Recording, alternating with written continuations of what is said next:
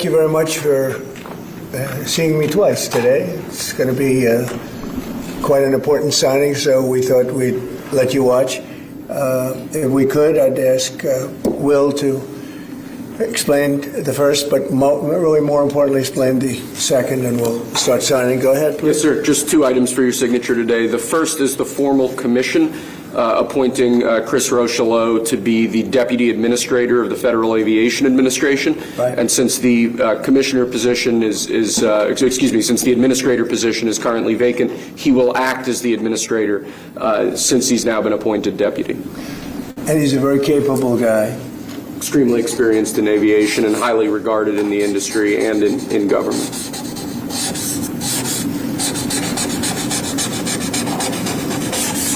Okay. Thank you, sir. Thank you. Second, for your signature, we have a presidential memorandum titled Immediate Assessment of Aviation Safety. In light of the damage done to aviation safety by the Biden administration's DEI and woke policies, what this presidential memorandum orders is for your Secretary of Transportation and FAA Administrator, in this case acting FAA Administrator, to basically ensure that we are actively undoing all of that damage, that we are assessing how much damage was done, and that we're ensuring that people hired within the FAA, in keeping with your memorandum of January 21st, are only the most outstanding, capable people for the jobs that they are being hired into. In other words, competence. Yes, sir. Elevating competence over everything else instead of the DEI policies that were pursued by the Biden administration. I think everyone understands that. And Obama. Yes. Both of them. Okay, but Biden much worse. Not even a contest. What they've done is just crazy in so many other ways. Okay? Mr. President, to be clear. Okay, before he starts taking questions,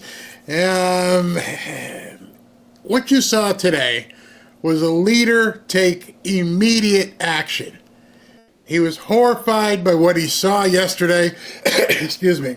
He realizes you got to rectify this immediately.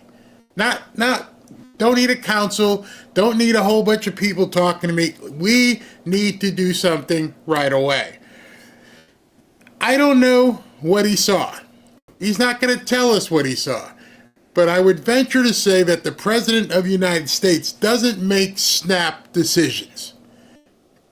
So he had to have seen something. He must have said, get me the name of these people in this, what do you call it? The people who watch the jets, the Trump controllers. What the heck is that called?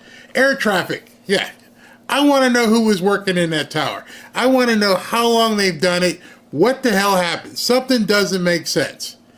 I want to make sure we have the best of the best of the best who are up there making sure people can fly safely. I don't want to have my air traffic controllers up there being DEI hires. None of you want to go to a doctor who's a DEI hire. So he had to have found out something. And boy, did he. Boy, did he find out something. Those of you who are on X may have seen some of the stuff he found out. But what I'm going to show you is going to freak you out. I hope that these people here don't get pissed off at me. Under the Biden administration, the FAA, this is crazy. The FAA and other government agencies had absolutely insane hiring practices. President Trump and his team are working rapidly to restore competent personnel to all positions involving your safety. Let me show you what they were allowing people to do. That was with Elon.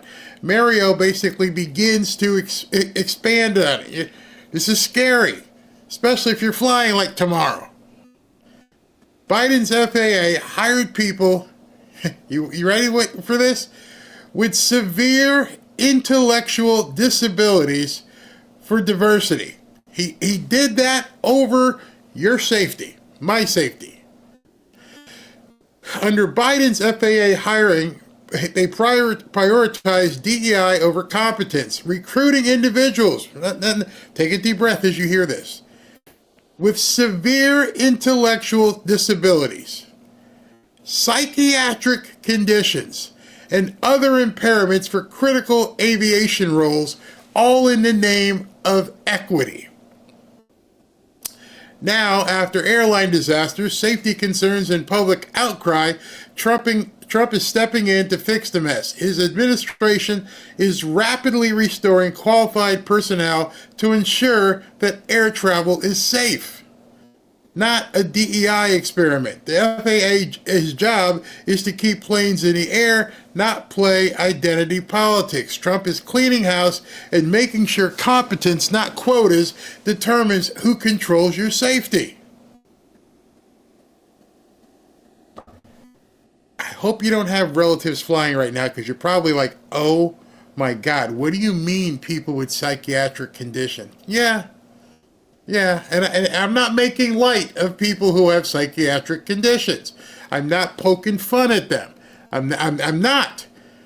What I'm saying is, in the level of competence that you want, things are up in the air. These are people I need focused. I need to know that they know that this dot and this dot are getting too close, and that they can see the screen, and in the middle of it aren't going to go, no panic, not getting upset, not wanting to climb under the desk. You have to be a competent professional. And Biden and Obama before him were bringing people in who were not exactly the best of the best. That's insane. Absolutely insane. Wait till you see. It gets worse. Charlie Kirk put this out. We don't know exactly what caused the crash. That's what investigations are for. But President Trump is absolutely correct that for years, across both the Obama and Biden administrations, Democrats put lives at risk by choosing to prioritize diversity over merit and ability. And just one example among many, the Buttigieg DOT made a hiring push at increasing employment of people with severe intellectual disability. I want someone to define the term severe intellectual disability, because I can define the other one, psychiatric disorders. We pretty much have known people who have some psychiatric disorders. I want to know what a severe intellectual disability is. Not because I have any problems with people who have disabilities, but I don't want them driving the school bus. I don't want them, figuring out where planes are circling. I don't want them cooking my meals at a restaurant, handling sharp objects. You're okay. Hey, do what you need to do, but why are we shoving these people into these positions? Imagine waking up and thinking, folks, I feel like we don't have enough psychotic or mentally handicapped air traffic controllers. That was the Biden Department of Transportation. Wait till you see this list. The miracle is that we don't have more plane crashes or problems. The Secretary of Transportation has set a hiring goal of 3% per fiscal year for individuals with targeted severe disabilities. Targeted disabilities are those disabilities that the federal government, as a matter of policy, has identified for special emphasis in recruitment. We want these people. The targeted disabilities are hearing, total deafness in both ears, vision, don't get me, you could not possibly be an air traffic controller, could you? Missing extremities, a lot of people can still be functional. Partial paralysis, that's going to be tough. Complete paralysis, that's going to be extremely tough. You tell me how somebody is going to work in a capacity as an air traffic controller who's got complete paralysis. And again, I'm not poking fun, and I'm not mocking people who are afflicted or affirmed. I'm just wondering how you're going to do this job. Then we get to the these two, severe intellectual disability and psychiatric disability. The last one, no big deal, unless you're the NBA. Individuals with targeted disabilities have the greatest difficulty obtaining employment. This is the only protected group for which federal agencies may have a hiring goal. I feel uncomfortable even discussing this. I feel like some people may get mad that we're even pointing it out, that we're even saying, questioning why these people were in these positions. So my response to that is, if that's the case, why isn't there a big ass sign at the airport before you get on the plane? Everything else is a sign. Don't bring any lotion. Oh, make sure you don't bring any lotion on this plane. Oh, I'm sorry, no liquids. Okay. Why isn't there another sign that says, oh, by the way, the people making sure your planes are flying okay have severe psychiatric disabilities? We've all gone through the airport. We've all seen everything. They're going to pat me down. They're going to make sure. They're going to grab your junk. Everything. I suggest you get clear, because that's going to make things easier. You don't have to go through that. But there's never a sign. I cannot ever remember going through a sign and saying, some of the people who may be, handling your transportation today have severe intellectual disabilities and psychiatric disabilities. Just to let you know. So I understand how Trump moved so quickly. Like, what? He did what? And I'm pretty sure one of the first calls after he found out these planes were, the helicopter and the plane had collided, I'm pretty sure one of the first calls was, okay, what do we got here? We can scratch off terrorism? Yes, not terrorism. All right, so what do we got? Incompetence, dark, fog, birds. What was it? Sir, yeah. The air traffic controller screwed up. What do you mean? Talk to me. Well, the plane was coming in here, and the helicopter was coming in here, and they didn't tell him to avert, go down, go up. Okay, so tell me about this person in the tower. Oh, yeah, that's Susie, and she's got a psychiatric disability.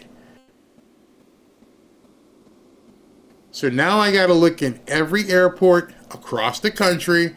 I need a report from the FAA. I need to know who do you have up in these towers. This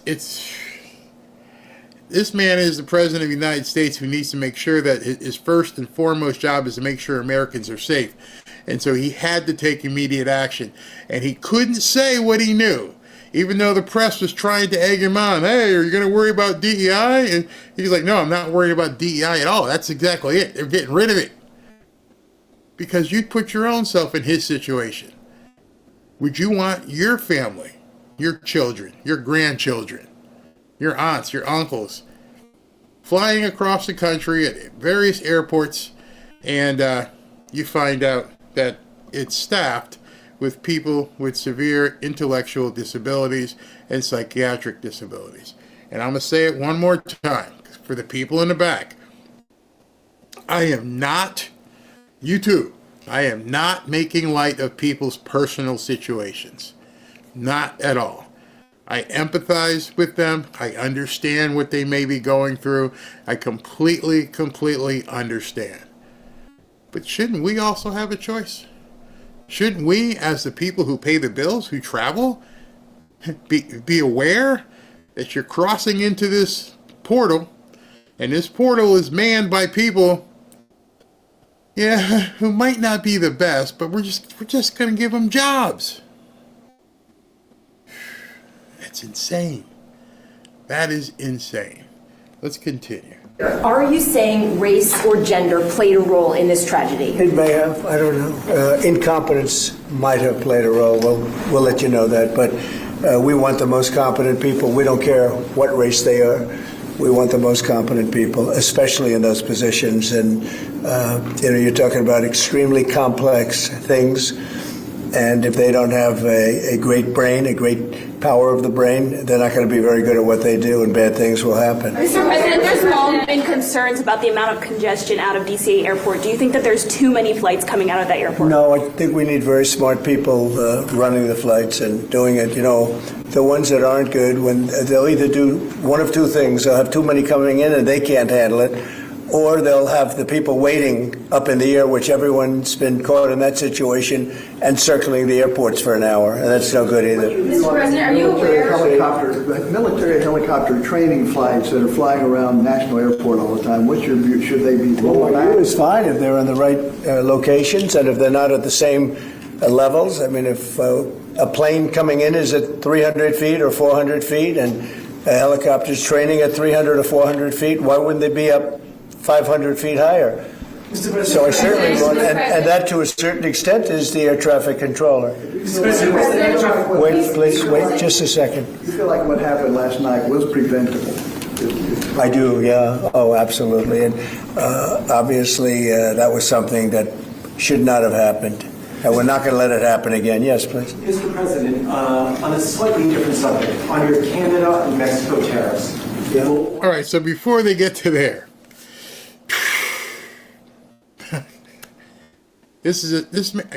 we couldn't get Joe Biden to do one press conference in a month. This guy did two today. Two. Told Caroline, I got this. Take the morning off. I'm going to come out here. And not only did he come out there, he, J.D. Vance, Pete Hegseth, and Sean Duffy all came out today and had something to say about this accident, which I will call an accident. Everybody perished. It's unacceptable. Absolutely unacceptable. I'm not going to dwell on it too much because it's so horrible. But Trump had to come out and make a stand. And he had to let people know right away, this ain't ever happening on my watch ever again. I don't care if you get pissed off at me. I don't care if you think this is the wrong thing and it's not fair and blah, blah. Hey, man, life ain't fair. Life wasn't fair to those 60-something people last night. Those 67 people who were just traveling from one place to another. Athletes out there, young. I saw this skating pair, this young skating pair, who were just going and back and forth from a competition. People on vacation, going wherever they were going. Life isn't fair. It wasn't fair to them. They didn't deserve to get plunged into the river. And then they started releasing some of the details, and I'm like, I can't take this. I can't take the details of how these people perished. And so doing the only thing that Trump can do is like, how can I fix this? What do I need to do right now? Wipe it out. Absolutely wipe it out. So this is this was a pseudo press conference. He loves having his pseudo press conferences. Doesn't tell anybody, just decides, we're going to do this. And so what he did here was he signed those executive orders. One, to get rid of the DEI in airplanes. Number two, he named a interim FAA administrator to go look over everything, because the other FAA administrator is still in approval process with the Senate. So he had to do those two things right away. And then he decides, let me go ahead and take some questions. And then now, as he segues away from the DEI and he starts doing a presser, he has some things to say. And it was like, Will be included or excluded from those tariffs? So we'll be announcing the tariffs on Canada and Mexico for a number of reasons. Number one is the people that have poured into our country so horribly and so much. Number two are the drugs, fentanyl, and everything else that have come into the country. And number three are the massive subsidies that we're giving to Canada and to Mexico in the form of deficits. And I'll be putting the tariff of 25% on Canada and separately 25% on Mexico. And we will really have to do that because we have very big deficits with those countries, those tariffs may or may not rise with time. Will oil be part of that, though? Because we get oil from Canada. Oil is going to have nothing to do with it, as far as I'm concerned. Oil has nothing to do with it.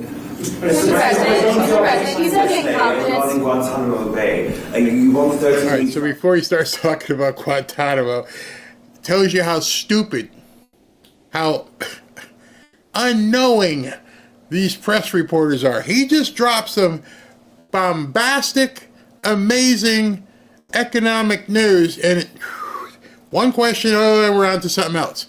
I'm like, do you hear what he just said? Do you understand the ramifications of what he just said?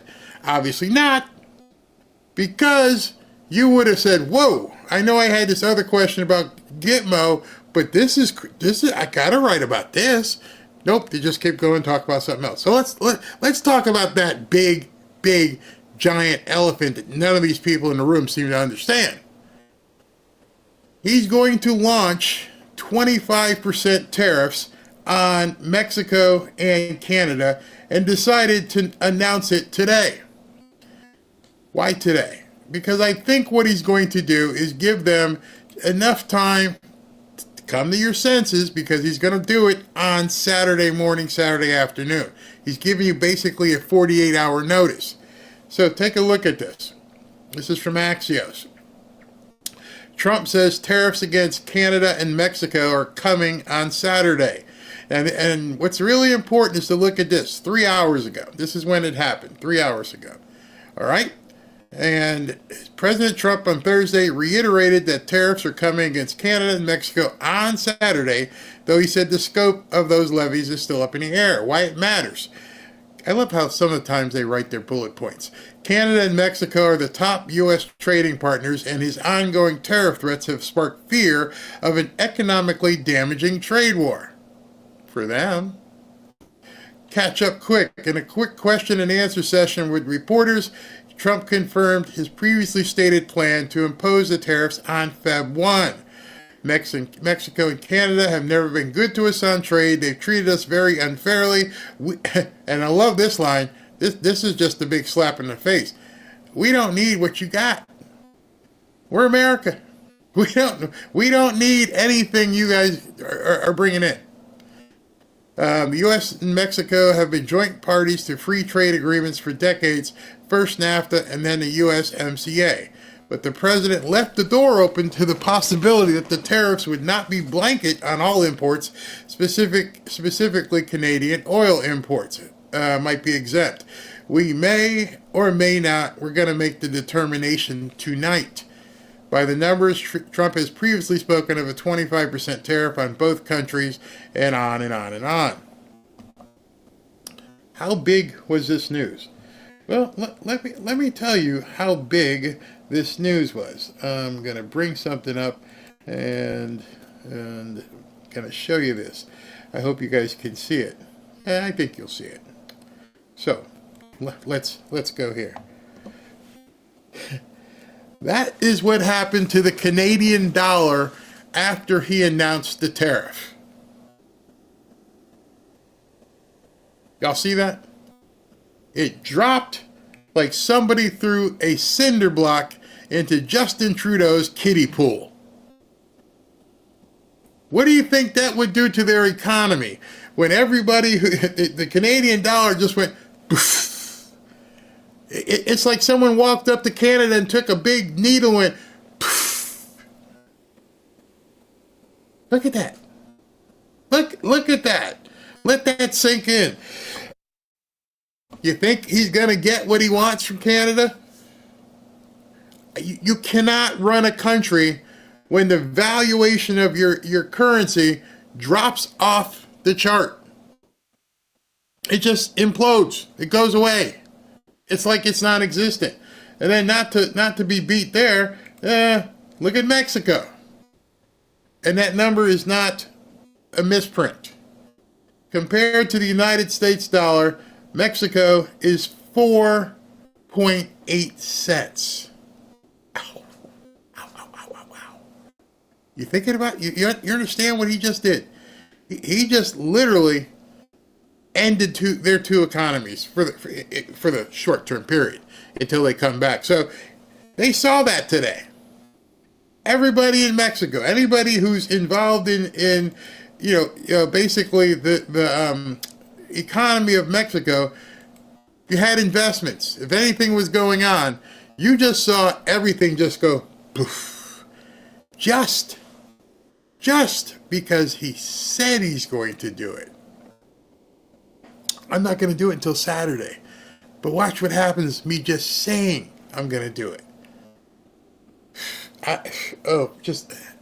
You're Trudeau and the Mexican president, the lady down there, and that happens. You need to call an immediate meeting to determine how we're going to fix this. Our currency's just dropped. Now, tomorrow's Friday, they'll probably come up a little bit because you'll have some people buying because it's a great deal. All kinds of stuff like that happened right after he talked. Many of you know, many of you know, you've been here before. You know that I am partnered with Lear Capital, but this isn't a commercial. This isn't a commercial.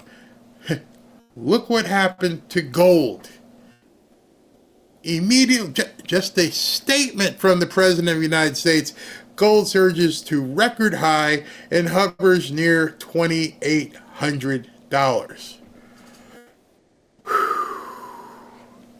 Now, some of you guys who have been watching this show for quite some time, you made some money.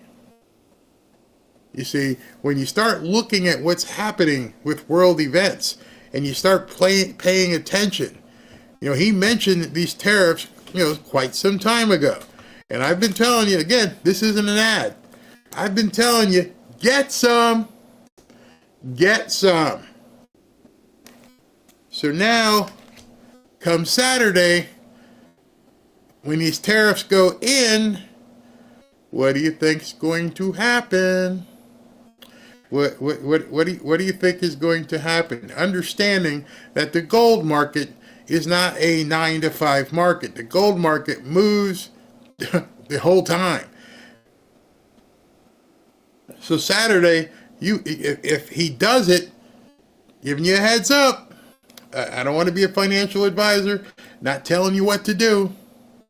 But if he does it, wouldn't you think that'd be a good hedge to say, yeah, maybe I can take a shot here? And I'm not telling you to spend your life savings.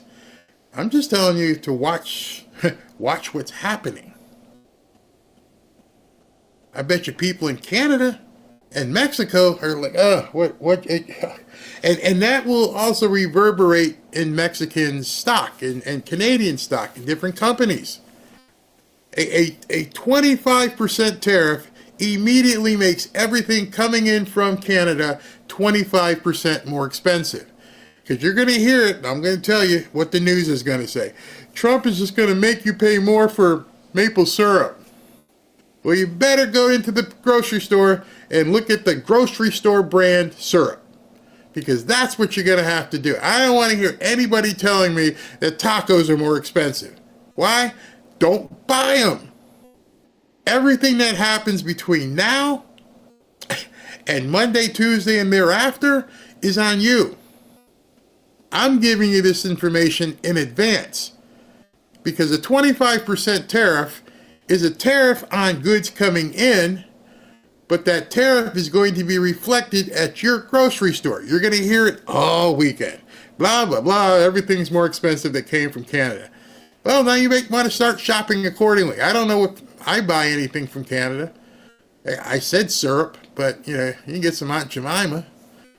You can get Publix brand. Does it matter? I don't even know what else would lumber. What do you buy from Canada? You might want to start going and looking in your cabinets. I'm like, wait a second. Oh, things going to be more expensive? Uh-huh. Yeah, real soon. If you're buying from Canada or Mexico. Just giving you fair warning. And you're going to hear it nonstop over the weekend, especially tomorrow. Tomorrow's Friday. On Saturday, if and when he does it. If Trudeau and the president of Mexico start playing well, it may not happen. But he's giving them 48 hours. And right now, I'm giving you 48 hours. As you know, President Trump has assembled the Avengers to make America great again. And of course, we're all excited and ready to see them get to work. But with everything we're seeing right now, don't take your eye off the ball. Things could get much worse before they get better. With the possibility of World War III still looming, and with the Democrats doing everything they can to impede Trump, you still need to keep your guard up and your money protected. Oh, and our national debt is still massively increasing. Don't get me wrong, I have high hopes for Trump's America, but I also have a family to look out for. You see, Trump and the Avengers have quite the uphill battle ahead. That's why I'm making sure I'm protected, and I'm recommending that you do the same. One way to be protected is by diversifying your portfolio. That's why on this channel I've been happy to partner with Lear Capital. As you know, I've been involved in real estate for quite some time. And although I dabbled in gold and silver, Kevin and his staff at Lear have helped to educate me even further, especially in regards to silver. Give Lear a call today and they'll show you how easy it is to move some of your savings or your retirement account into gold and silver. Gold and silver have been proven to hold value and protect wealth for the long term. Call Lear today at 800-601-5430 or go to learberry.com to get your free gold and silver wealth protection guides. There's no obligation, just free information. Many of you have seen my interviews with Lear founder Kevin Demerit, and I can tell you this company is solid and likes to educate their customers. Just so you know, Lear has over 27 years of experience, thousands of 5-star reviews, and over $3 billion in trusted transactions, and is the only company with a 24-hour risk-free purchase. You don't pay unless you're 100% satisfied. So call 800-601-5430 or go to learberry.com. And when you call, don't forget to ask how you can get up to $15,000 in bonus gold or silver with a qualifying purchase. So if you'd like to take advantage of this opportunity, please call my friends at Lear Capital at 800-601-5430 and tell them Barry sent you. Now, I know some of you, I'm reading some of the comments here, and don't panic. I'm just saying understand where things are going. And some people are even saying, well, you know what? As soon as the tariffs go off, it's going to drop right back down. You ever see that? You ever see that GIF, however you say it? That's not how any of this works. But anyway, you do you, and other people will do you otherwise. In any event, that's what's happened. We're going to get to Tulsi and RFK, and we're going to talk about Kash Patel here in a second. Let's listen to more of what Trump said at his presser. A lot of the structure is already there, as you know. Mr. President, you said that incompetence may have played a role. Are you aware of any performance issues or disciplinary actions that were taken against anyone who was working the tower last night or flying the plane? No, and I hope that's not the case in this case, but certainly over the years it's been the case. And it's the case with respect to close calls, and it's the case with respect to circling for hours on end. You know, planes circle a lot, and they circle because the people bringing them down, these people that have to be very, very smart, and it's not based on anything other than the brain. We need the smartest people. We need both psychologically smart and just brilliant, period.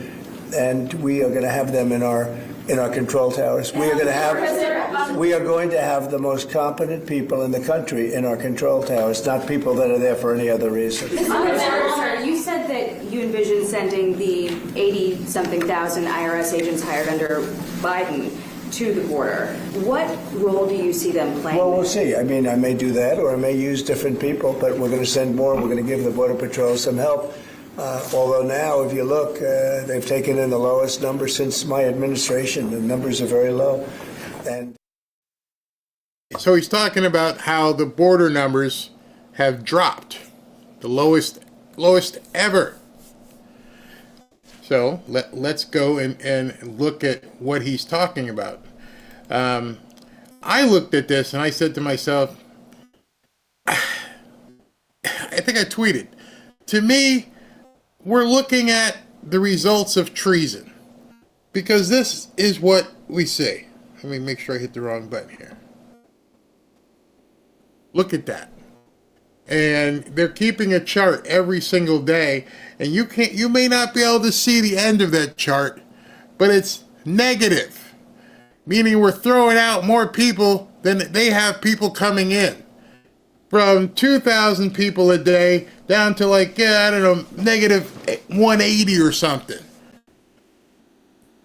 I'd love any of the trolls that come in here, any of the Democrats, to explain to me how that happened in 1 week. How did that happen? How did we go from sky high, having no control at the border, to boom, it's done, it's off, there's nobody else coming in? I mean, you can look at this chart, and the only thing that people can say is, oh, it's not true. Okay, everyone's lying to you.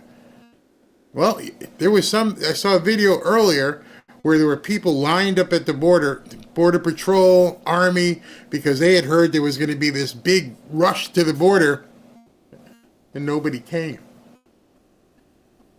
Nobody came. And so you have to wonder, at least I do at this point, I wonder why. Well, I understand it's Biden. I understand that he's trying not to go there. But it's obvious at this point, and each one of you have to admit that this wasn't normal. This was intentional. This was absolutely intentional. They had some grand design where they were going to flood this country with as many people as humanly possible. Dateline, what time did this come out? So, Trump's border czar to meet Canadian officials ahead of the tariff deadline. So he's giving them one more shot. Trump's border czar Tom Homan will meet with Canada's public safety minister 24 hours before Trump's final decision on the tariffs. Hey, I'm going to put a 25% tariff on your head. But I'm going to give you one more shot to get this right. Tom Homan is going to come up and he's going to talk to you and tell you what we want. Don't mess it up. The meeting gives Canada a last chance to avoid tariffs tied to fentanyl and crossings, as Trudeau insists Canada is not a major contributor. Trump has hinted at a possible oil exemption, but says a decision is coming soon. Coupled with that, breaking, the dollar surges as Trump doubles down on Canada with his Mexican tariff threat. Trump says he will decide tonight on imposing 25% tariffs over fentanyl, rattling the markets and send the Mexican peso and the Canadian dollar tumbling. The U.S. dollar spiked in response as business braced for potential trade fallout. U.S. dollar spiked. That means you made more money. Nothing's happened yet. So Tom Homan, just to recap, Tom Homan's going to go up to Canada, and he's going to meet with whoever the prime minister, his counterpart in Canada. All right. We need to figure out what we're going to do, because when I leave here, the boss is putting a 25% tariff. He told me when I leave the office, give him a call. So what you got for me? And it better be good. It better be good. So now, between now and the time that Tom Homan sits down, you got to believe that Trudeau or whoever he's meeting with has to come up with some kind of a deal that is going to satisfy Trump. And you're going to hear the media complain and scream and moan all about it. And now you have fair warning in advance as well, in case nobody told you what could be coming Saturday. For all you avocado eaters and everything else from Mexico, tacos, shells, whatever. Understand, be ready for what may happen on Saturday afternoon. It may not. They may work out a deal, and that will be it. But at least now you know. Now you should be armed with that knowledge, understanding Trump ain't messing around. And I think part of the reason why Trump isn't messing around is because today was such a huge breath of fresh air. We watched the dismantling of the Democrat Party. We watched them come apart at their seams. And I'm only a short way into this press conference, so let's continue with that. Because if they come, they're not going to make it in and they're going to be shipped out. Egypt's president and the King of Jordan have both said that they won't take in displaced people from Gaza like you suggested. Is there anything you can do to make them do that? I mean, tariffs against those countries, for example? They will do it. They will do it. What makes you say that? They're going to do it. Okay? We do a lot for them and they're going to do it. Mr. President, you've offered over 2 million federal workers the option to resign immediately. Right. There are 50,000 FAA employees. Does this tragedy give you reason to reconsider that option of resignations because of concerns about staffing issues on airline safety? If people aren't coming to work, if they're not going to come into the office and report as per the date that you know what it is, everybody knows what the date is, it's been very well documented, then they're going to be terminated. You're not concerned, though, that if many people take that offer, there could be shortages that could lead to Then they'll safety be issues? replaced with very competent people. Now, I should start a reporter school or something. Like Caroline Levitt did with Michael Strahan yesterday. Trump should have just schooled her. She's worried about there being a shortage of air traffic controllers because if they have to come to work, they may quit. Air traffic controllers, dummy. These are people who are in the tower. They've been coming to work. We're not talking about them. Just like yesterday with ABC, with Caroline Levitt was talking to Michael Strahan. What do you think is going to happen when the doctors and the scientists, they don't want to come to work? If your doctor hasn't been going to work, if they haven't been showing up at the office or the hospital, then you probably need a new doctor. If someone hasn't been... Air traffic controllers can't work from home, moron, is what he should have said to her. Oof. We have a lot of competent people in this country. Have you spoken to any of the families of the victims of the plane crash? I don't want to comment on that. Do you have a plan to go visit the site or meet with any of the I have a first plan responders? to visit, not the site, because you tell me what's the site, the water? Or to meet with Want the me to go first swimming? responders down there? These people have no shame. They don't realize that he just smacked her down. What, you want me to visit the site? Yeah. What do you want me to do? Go swimming?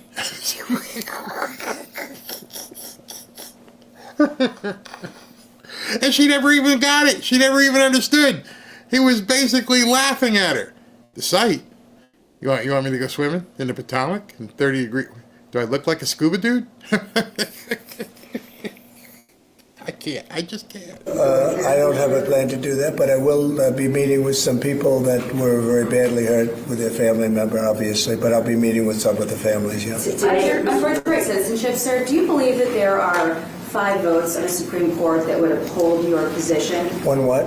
5 votes on a Supreme Court. What that would- position? Birthright citizenship. I think so, yeah.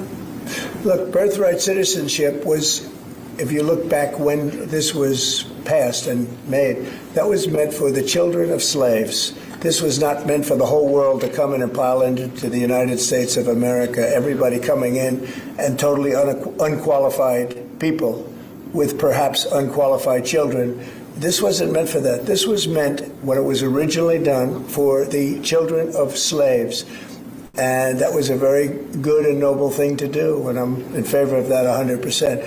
But it wasn't meant for the entire world to occupy the United States. So you don't see it requiring a constitutional amendment that would be... I just think that we'll end up winning that court in the Supreme Court. I think we're going to win that case, and I look forward to winning it. This has been going on. We're at that level. We're the only country in the world that does this. There's no other country at this level. There's no other country in the world that does it. It's crazy. Mr. President, if 64 people lost their lives last night, if you aren't confident that DEI had any role, why bring it up? Well, all I'm talking about is competence, and we want in that particular position, we have to have the most competent people in our country because we're talking about lives. Now, It may or may not have had to do, but I don't like the fact that the helicopter was at the exact same level as the airplane. The helicopter should have been 1,000 feet or 500 feet above it or something below it. The plane was at 300 to 400 feet, or the plane should have been stopped because the helicopter could have stopped. The plane can't be stopped, but the plane was on a schedule that was, it was along a track. They call it a track. And it's the same track that every other plane's used for many years. It was going down and landing. And the helicopter got in its way. And if the helicopter was higher or lower or stopped or turning left or turning right at a quicker time, I mean, it turned, but it turned when it was too late. A tragic story. So I don't know, do you blame it on the air traffic controller too, in addition to the pilots? Maybe the pilot's fault, they should have seen it. I would have thought they should have seen it because it was a plane that was loaded up with lights and everybody, you can see it from Kennedy Center, you can see it very easily. So all I want is the most competent people in our country to be air traffic controllers. It's a very important position, and other positions too, by the way. We're not only talking about that, we're talking, but air traffic controllers, maybe in particular. They have to be brilliant with computers, brilliant with graphics. They have to be psychologically really, really smart. And, there are a lot of people that wouldn't be able to do that. We talked about tariffs on Canada and Mexico, 25%. That's coming on Saturday? That's coming on the 1st, Saturday. But no oil tariff, no oil tariffs. No, I don't. Well, I didn't say that. You said that. No. Well, I don't want to misinterpret. No, we may or may not. We're going to make that determination probably tonight on oil. Yeah. Oh. See, I don't know if these people understand or what they're hearing. He just, earlier, we're not going to really look at the oil, and now he just said, yeah, it might be the oil too. That is economic Armageddon. Armageddon for Canada. If he starts putting a tariff on their oil as well. Huge. They send us oil, we'll see. It depends on what the price is. If the oil is properly priced, if they treat us properly, which they don't. Look, Mexico and Canada have never been good to us on trade. They've treated us very unfairly on trade. And we will be able to make that up very quickly because we don't need the products that they have. We have all the oil you need. We have all the trees you need, meaning the lumber. We have more than almost anybody in those two categories. In oil, we have more than anybody, and we don't need anybody's trees. We have to free up some of the tree areas that we have. We have great lumber in this country. We have to free them up environmentally, which I can do very quickly. But we don't need what they have. And for us to be subsidizing Canada to the tune of $175 billion a year and subsidizing Mexico to the tune of $250 billion, $300 billion a year. Okay. So if you're a little light in math, he basically came up with nearly $400 billion a year that we are sending to Mexico and Canada. And Trump's enough of an astute business person, unlike the oatmeal eater that used to be there. He understands. Hey, listen, this guy, we got to even this out. It should be a give and take, and all this is give. I don't know what these people were thinking in this government, but all of your money was just going out the door. They didn't care. Hey, Mexico, yeah, you're good. Here's $250 billion. Hey, Canada, yeah, here's $175 billion. And Trump is tying all this in to his pause on aid. Listen, I want to get a handle on every dime going out of the door. Until we can figure out what's being spent and who it's being spent on, we need to curtail things here. We need to tighten our belt. We need to cinch it up. And y'all not getting a free ride anymore. And Mexico is a method of China sending in its product. And with China, I'm also thinking about something because they're sending fentanyl into our country. And because of that, they're causing us hundreds of thousands of deaths. So China is going to end up paying a tariff also for that. And we're in the process of doing that. We'll make that determination what it's going to be. But China has to stop sending fentanyl into our country and killing our people. Mr. President, Israeli media has reported that conversations between Netanyahu's government and the White House have signaled that the U.S. may be about to pull its troops out of Syria. Have you made a decision to... I don't know who said that. I mean, I don't know who said that, but we'll make a determination on that. We're not involved in Syria. Syria is its own mess. They got enough messes over there. They don't need us involved in everyone. Mr. President, was there a shortage of staff at the control tower at DCA last night you're aware of? Well, that's part of competence right there. They shouldn't have that happen. Right there is what I'm talking about. Competence would be you're not going to have a shortage. But if you had the right people, you wouldn't need as many people either. Do you know if there was a shortage last night or not? Or I don't know. No, I don't know. You're telling me something. Mr. President, you said earlier today that you had not spoken to Putin about this. When was the last time that you spoke with him? And has President Xi responded to your ask to help put pressure to end the war in Ukraine? I won't comment on either of them, but we're doing very well with regard to both. There are some reports that Xi might ask of you in order to give that help. Pressure to disavow potential Taiwan independence. Is that something that you would ever do? We never discussed it. You had said earlier that we would get more details about the victims on the plane. Can you give more on that now? I have a lot of details, but it's something that will be released to you also at the appropriate time. No, I have the full details. There were a lot of young people, potentially? Young people, great athletes, great skaters.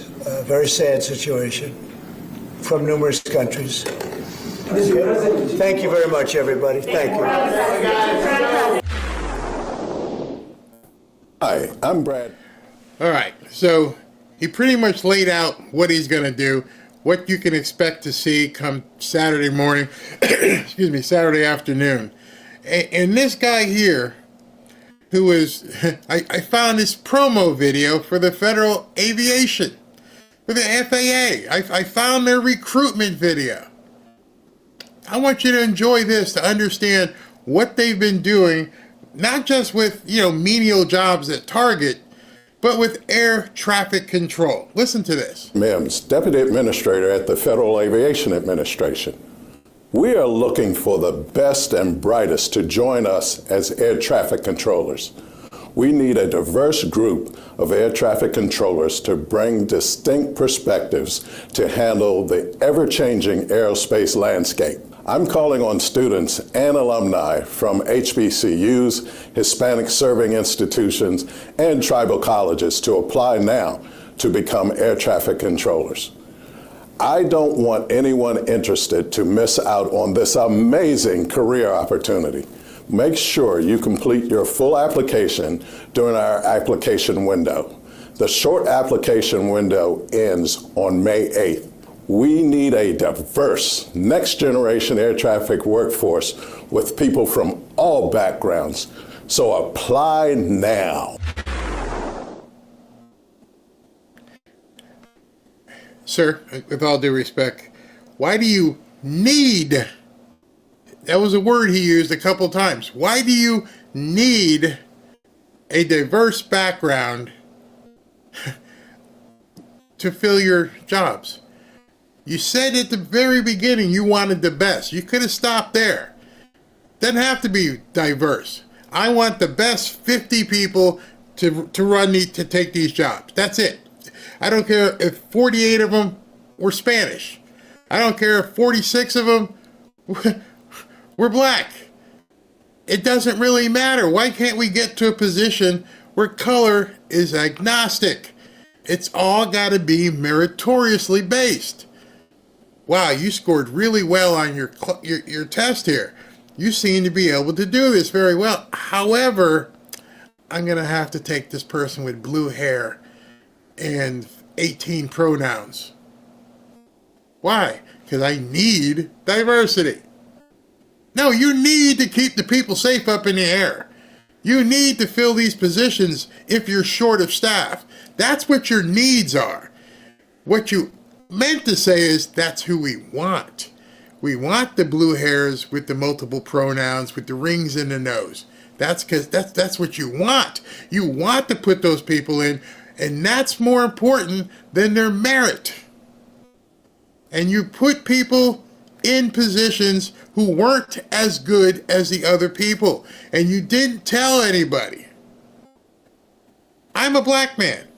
I don't care if you hired 50 Transformers.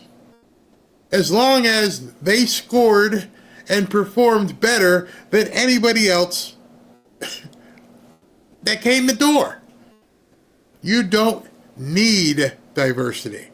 The Biden administration wanted it. And they wanted to force these people in, regardless of their ability. We'll work around your disability, and we'll work around, all your psychological things, because we want to be diverse. Are you kidding me? Are you kidding me? Let's continue. All right, update this morning. Just got off the phone with the Southcom commander and the chairman, the Joint Chiefs, talking about our efforts at Guantanamo Bay. That is ongoing. We're leaning forward on supporting the president's directive to make sure that we have a location for violent criminal illegals as they are deported out of the country. No one's going to wait on the Defense Department, and we're working that in real time. But I also wanted to give an update on the tragedy that happened last night here in Washington, D.C., and provide a little bit more information as we are actively working to investigate and understand what occurred and why. At about 8:48 last night, a UH-60 assigned to the U.S. Army Aviation Brigade in the Military District of Washington, Fort Belvoir, Virginia, collided tragically with a civilian airliner. The unit involved, the Army unit involved, was Bravo Company 12th Aviation Battalion at Fort Belvoir. It was an annual proficiency training flight. And when we look at the crew, and not all kin have been notified, so we're going to withhold ranks and names at this point. We do know on our side who was involved. It was a fairly experienced crew, and it was doing a required annual night evaluation. They did have night vision goggles. The 12th Aviation Battalion, as of now, is granted a 48-hour operational pause on contingency missions as what happened is reviewed, and a senior-level aviation team, an investigative team from our Aviation Safety Center, was deployed last night and already is in Washington, D.C. to investigate what's going on. We anticipate that the investigation will quickly be able to determine whether the aircraft was in the corridor and at the right altitude at the time of the incident. As I mentioned, next of kin notifications are ongoing.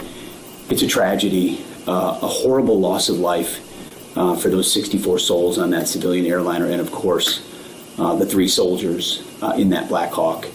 They're in our prayers, their families and their communities. As people are notified, I can't imagine.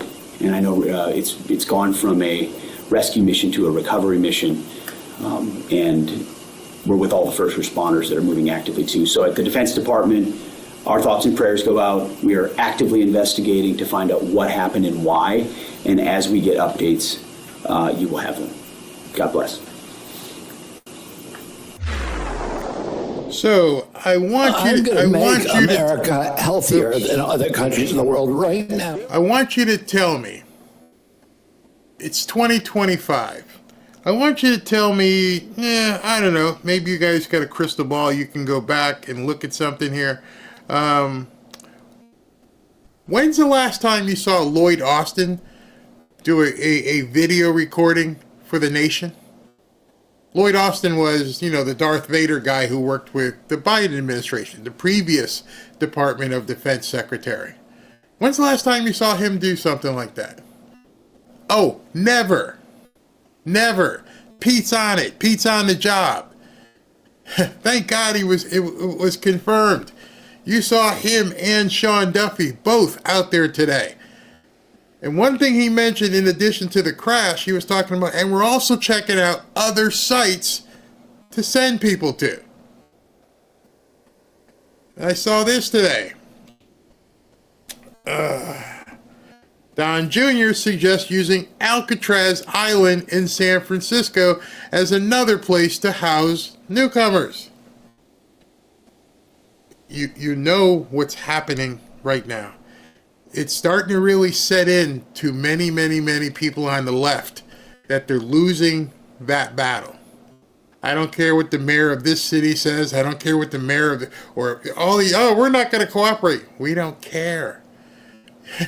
We're going to arrest these people. We are going to turn off the spigot. We're going to stop the drip, drip, drip. It's happening. And it's so visible at this point. And it's so, the optics are so incredible that all you can say over and over is, he's winning. Notice who's going to Canada to negotiate. It's Luca Brasi. It's not the attorney. He's sending Tom Homan to negotiate the tariff with Canada. So you already know what they're going to be talking about. He didn't send a commerce secretary. He didn't send anybody from the business world. He's sending Luca Brasi. If you guys haven't seen Luca Brasi, he was the Godfather's bodyguard in the movie The Godfather. So Tom Homan is going up there, and you already know, if they're sending Tom Homan, what he's looking to talk about. He's not looking to talk about, take a few points here and let's figure out what. No. He's got one thing on his mind. Shut it down. No more. We're tired of the fentanyl. We're tired of the trafficking. We're tired of the newcomers. Shut it down. And so he's sending Tom Homan, which is amazing. This happened tonight, I forget what time, just before I came on. I wanted to show you guys this.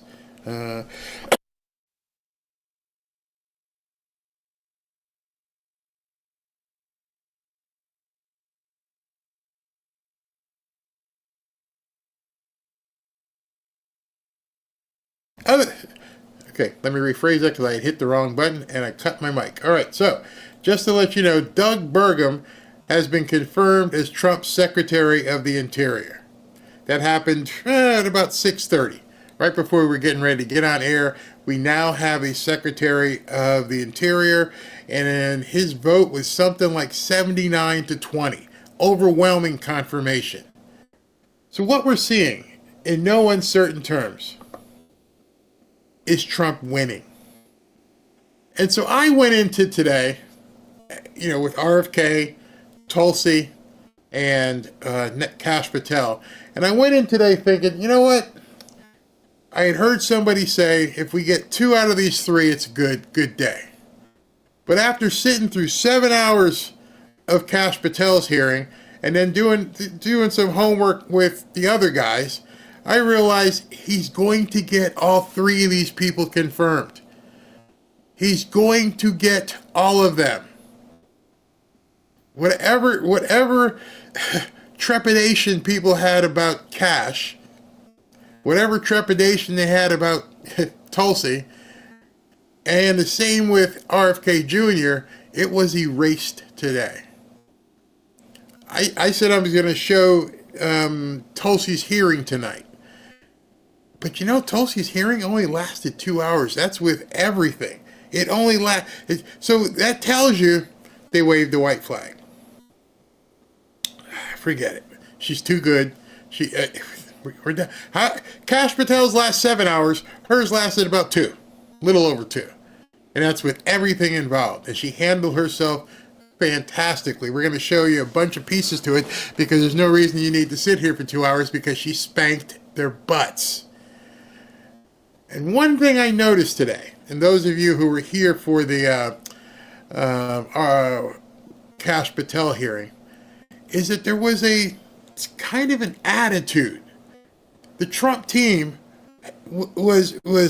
had some swagger all day today. I just noticed. I'm like, is it just Kash? And I went back and looked at something with RFK. I'm like, no. And then I saw Tulsi stuff. And I'm like, there's some serious swagger where these people know you got nothing. You've now been exposed. You have nothing. And so what I'm about to show you, I showed you one piece where RFK Jr., he had enough. And he just smacks Bernie down. And then I got a second piece where he smacks some other senator down. And it's glorious. Here, take a look. I'm going to make America healthier than other countries in the world right now. Will you guarantee do what every other major country does? That's a simple question. And by the way, Bernie, the problem of corruption is not just in the federal agencies, it's in Congress too.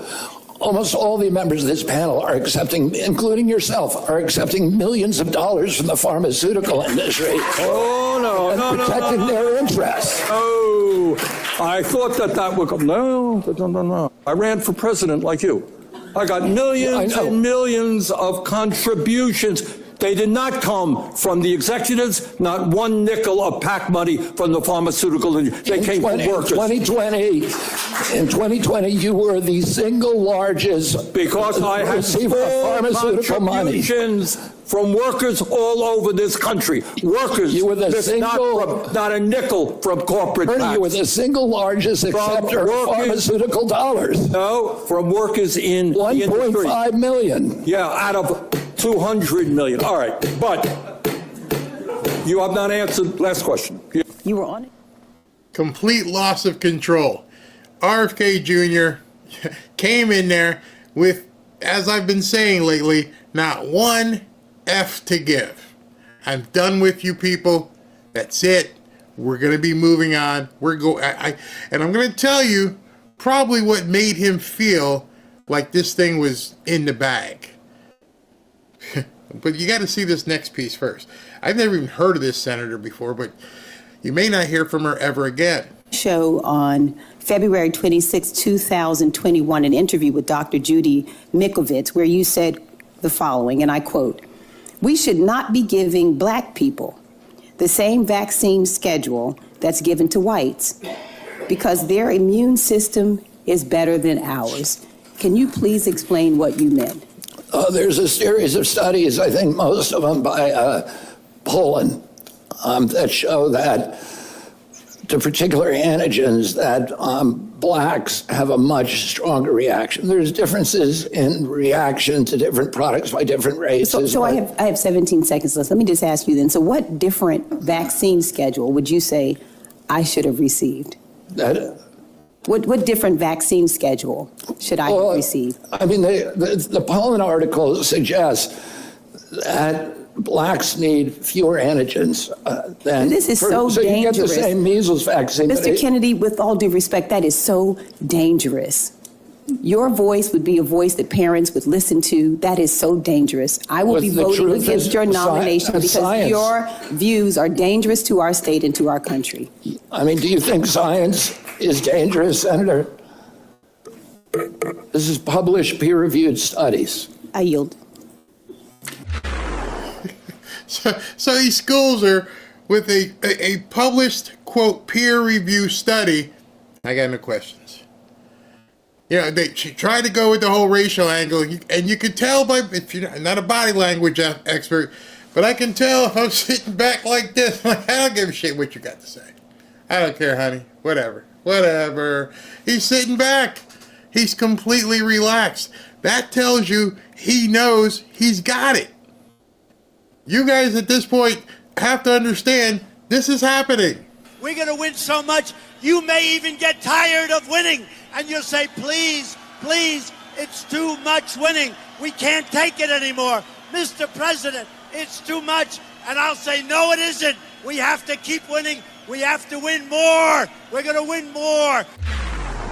A loser or someone who's concerned sits up, pays attention, don't look slouchy. Keep your shoulders up and engage with people. Someone who knows I got it in the bag, let me just sit back here. What do you want? Hey, listen, it's a peer-reviewed study. You don't like science? I yield back. What do you got nothing to say? So what did Robert Kennedy know that he probably didn't know for sure when he was inside that hearing, but there was an inkling that he's like, if I kill this, if I expose Bernie and I start doing some different things in here, am I gonna have enough votes? Well, it worked. Susan Collins on RFK Jr. He answered my questions well. RFK Jr.'s confirmation is now super likely. You see, the questions come in seniority. So Susan Collins was much earlier. And he found out, I slayed it with her. I got it. I'm in. There's, you people, you Bernie, and you took $1 million, and you, this lady, you don't even know what a peer-reviewed study is, and let them scream and move aside because they know they can't win. I've said it for all along. The Democrats can't win. Nobody can stop. No one can stop what is coming. The only people who can stop what's coming are the people on the right. They don't have the numbers. They don't have the votes. As long as the Republicans get their act together, they're in. They're absolutely in. And so when she put that out there, full of smiles today, and says, yeah, he answered my questions well, as long as nobody gets to her, that's almost like a keystone. Yeah, we know Lisa Murkowski's probably going to vote against him, and we know Mitch McConnell, but now there's a little bit of a safety net. And RFK Jr. knows it. And more than likely, if Susan Collins votes yes, I mean, they're two peas in a pod. Lisa Murkowski might say, hey, I gave it a good fight. Whatever, let's vote for him. Anyway, he knows now it's pretty much in the bag, which is absolutely awesome. Awesome, awesome, awesome. Before I get to Tulsi, I want to take a few of your comments. I watched Tulsi's hearing. I've been riding with her since she smacked around Kamala. RFK Jr. did absolutely the right thing. RFK should have asked her, should they give black people the same schedule that's best for white people? I know where you're going. I just saw something about Caroline Leavitt. Where was that? Caroline Leavitt told Peter Alexander, you're a hack. They were just, the whole demeanor all day. Trump, I didn't put it in here, but Trump called Caitlin Collins stupid. That's a stupid question. And he called some other guy dumb. You are seeing in action, in full glory, an administration at this point that has not one F to give. We're done with you. We're going to cut off this. We're going to cut off that. We're going to drop these executive orders. And I've seen at this point, I've watched the Pam Bondi confirmation. We watched this one, and we watched that one, and we watched Pete Hegseth. And at this point, you've watched enough yourself to go, they really don't have anything. Nothing. I told you before today to watch for. I told you when they do the Kash Patel thing, they're not going to ask him a bunch of questions. Why? Because they don't want the answer. Epstein came up one time during Kash Patel, and it came up because of Marsha Blackburn, the Republican. One time. QAnon came up one time. In a 7-hour thing, they brought up two countries, and they're like, we can't talk about this.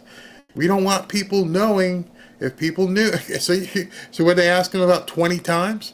Yeah, so can you tell us about your testimony so we can go after Trump? We want to get the testimony released. Tell us how you're going to get rid. Over and over and over again. It got to the point where I was watching it, and I was here for 7 hours, and I'm like, oh, this, number one, this is boring. And number two, I was almost starting to feel sorry for them. You see, one of the things I've been looking at with the left, which I'm not going to feel sorry for them, just to let you know, but I said almost feel sorry for them, is watching it just all fall apart. And I love that Trump is giving them no harbor, no quarter. Like, I am going to pound you into submission. We do not want to beat the Democrat Party. We want to annihilate them. We want to make them no longer a force. Take them out completely. Look over on X. Look over on X, and you can see how it's slowing down in some of the stuff that they're saying. And there's some crazies on Midas Touch and other people doing YouTube videos and complaining, but it's not the same. When you look at the top 25 and 30 people doing live streams, it's almost all of us are conservatives. They got nobody. Now, I'm not taking these people for granted. I'm not taking it lightly because who knows what they can do. But right now, they're demoralized. They are, and the Tulsi Gabbard hearing is a full illustration of complete demoralization. They got nothing. Nothing. It's funny. She walked in there, and you're going to see. And one by one, she just started basically doing the Wonder Woman stuff. She looked fantastic. Whoever picked out that outfit knew that the lighting was, a white suit. And so she looked like she was glowing while she was talking. The optics were phenomenal on TV. Many of you women understand what I'm talking about, but she looked like she was glowing. And they couldn't land a glove on her. And some of these guys that tried to attack her, they looked really stupid. I'm saying that a lot because they're looking stupid. They don't have Jim Acosta anymore. He's gone. He got the boot too. We cannot beat a global agenda without educating ourselves. Yep, absolutely. I completely agree with that.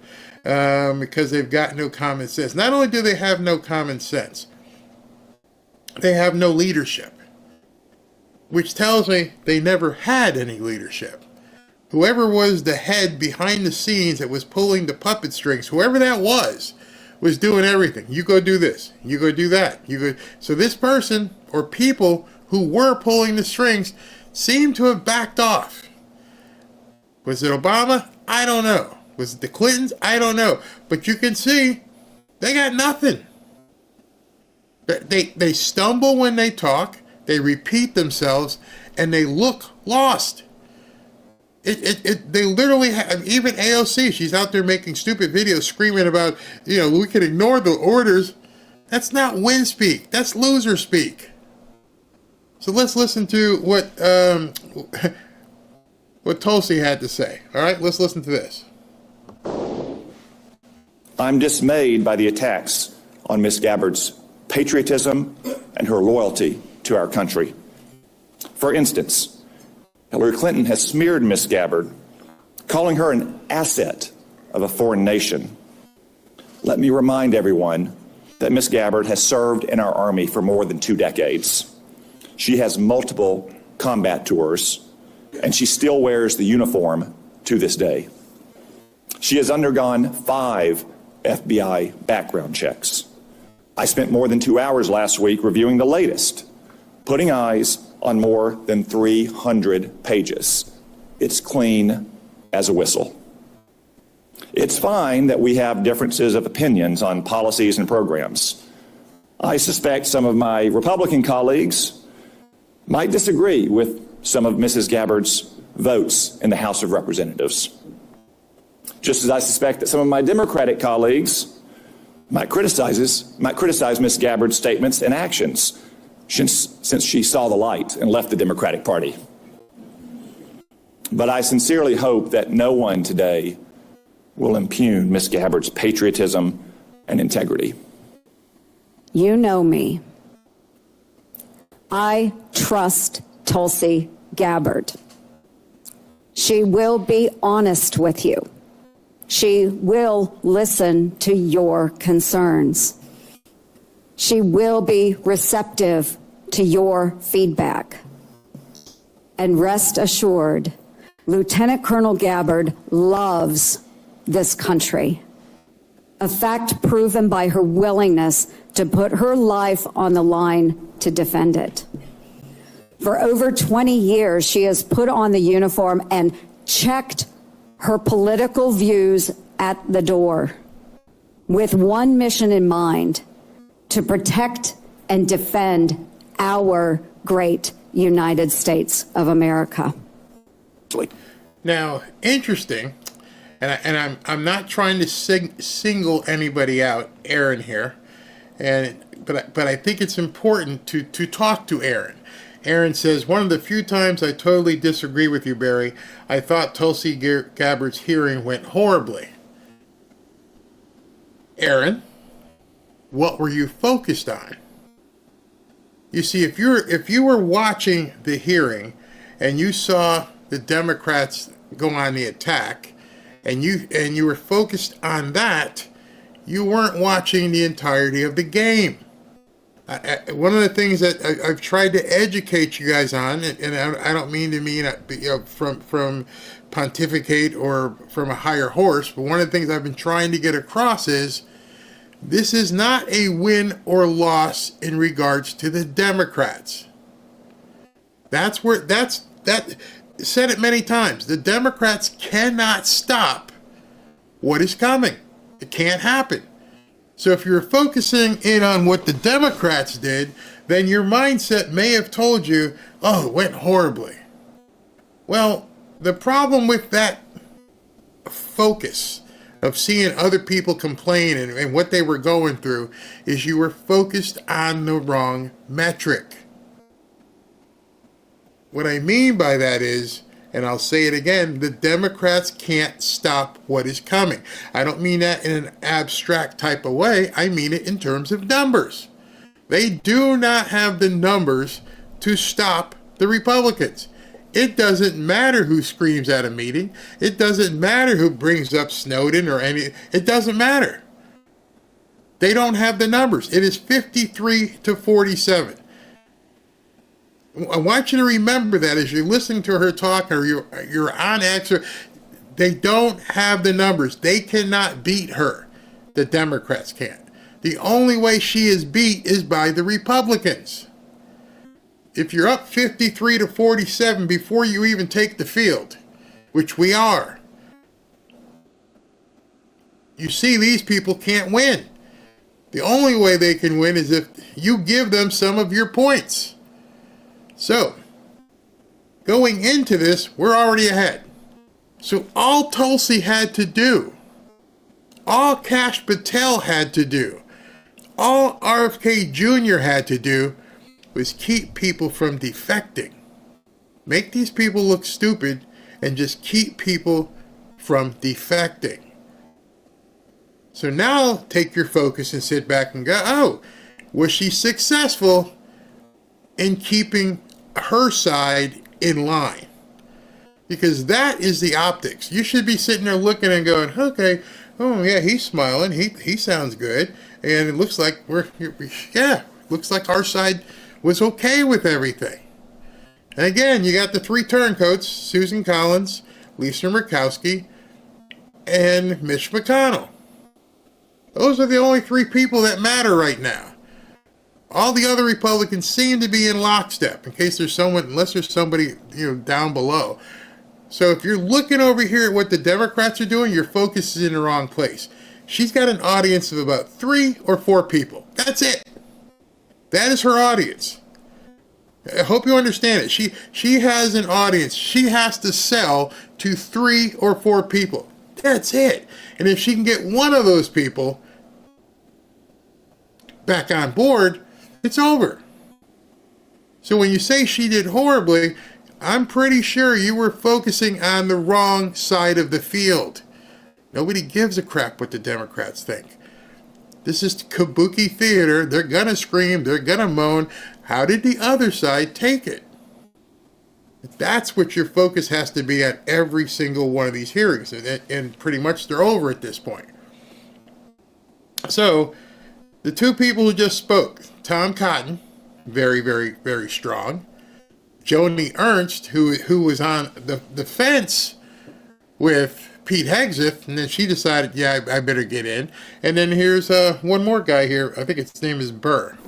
All members of this committee were offered the opportunity for individual meetings with Tulsi, and if you chose not to meet with her, it's on you. I've done my homework, and here are the facts. Tulsi Gabbard's historic life began at birth. She's the first American Samoan-born member of Congress, period. She graduated from Hawaii Pacific University with a degree in business administration with a concentration in international business. In 2002, at age 21, Tulsi became the youngest woman in America ever elected as a state representative. That was not enough in 2003. She joined the Hawaii National Guard. When deployed, in her re-election, her opponent raised the issue, could you serve the people that elected you if, in fact, you were deployed? What did Tulsi do? She withdrew from her re-election campaign in order to continue to serve our country in the war on terror. This would not be the first or the last time Tulsi put her country above her career. After multiple deployments and serving in the Hawaii City Council, she was elected to the United States House of Representatives, where she served 4 terms. Throughout her political career, she maintained her military service either in the National Guard or the Army Reserve. Media stories and anonymous rumors have questioned her qualifications, her patriotism, and whether she can be trusted, just to name a few. I refuse to question the qualifications of a woman who's worn the uniform of her nation for 22 years and never taken it off. No fewer than 5 times has the Department of Defense reviewed her security clearance and extended it. Every single time. If Tulsi's guilty of anything, it's that since she was born, her views, opinions, and beliefs have evolved to reflect her life's experiences. Winston Churchill once said, "Those that never change their minds never change anything." She served her city, her state, her country, while winning the support of the people she represented. She's fought in war, and yes, she's tried to stop wars. At the ripe age of 43, Tulsi has the life experiences that match or exceed most members of Congress. Tulsi was serving in uniform 3 years before some of us here today voted to create the Director of National Intelligence. Chairman Cotton, Vice Chairman Warner, members of the committee, it's my honor to support and to introduce to the committee Lieutenant Colonel Tulsi Gabbard. Thank you, Mr. Chairman. Thank you.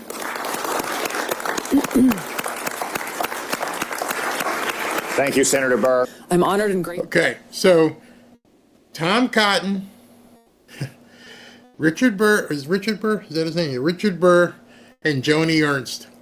All 3 of them brought her to the table.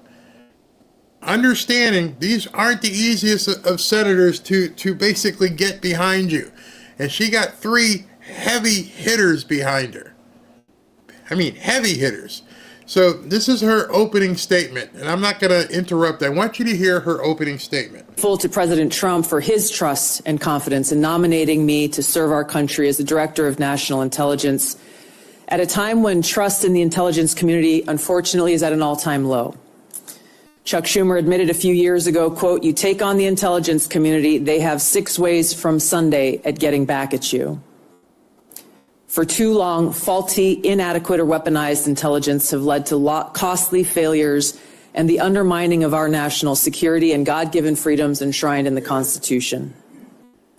The most obvious example of one of these failures is our invasion of Iraq based upon a total fabrication or complete failure of intelligence.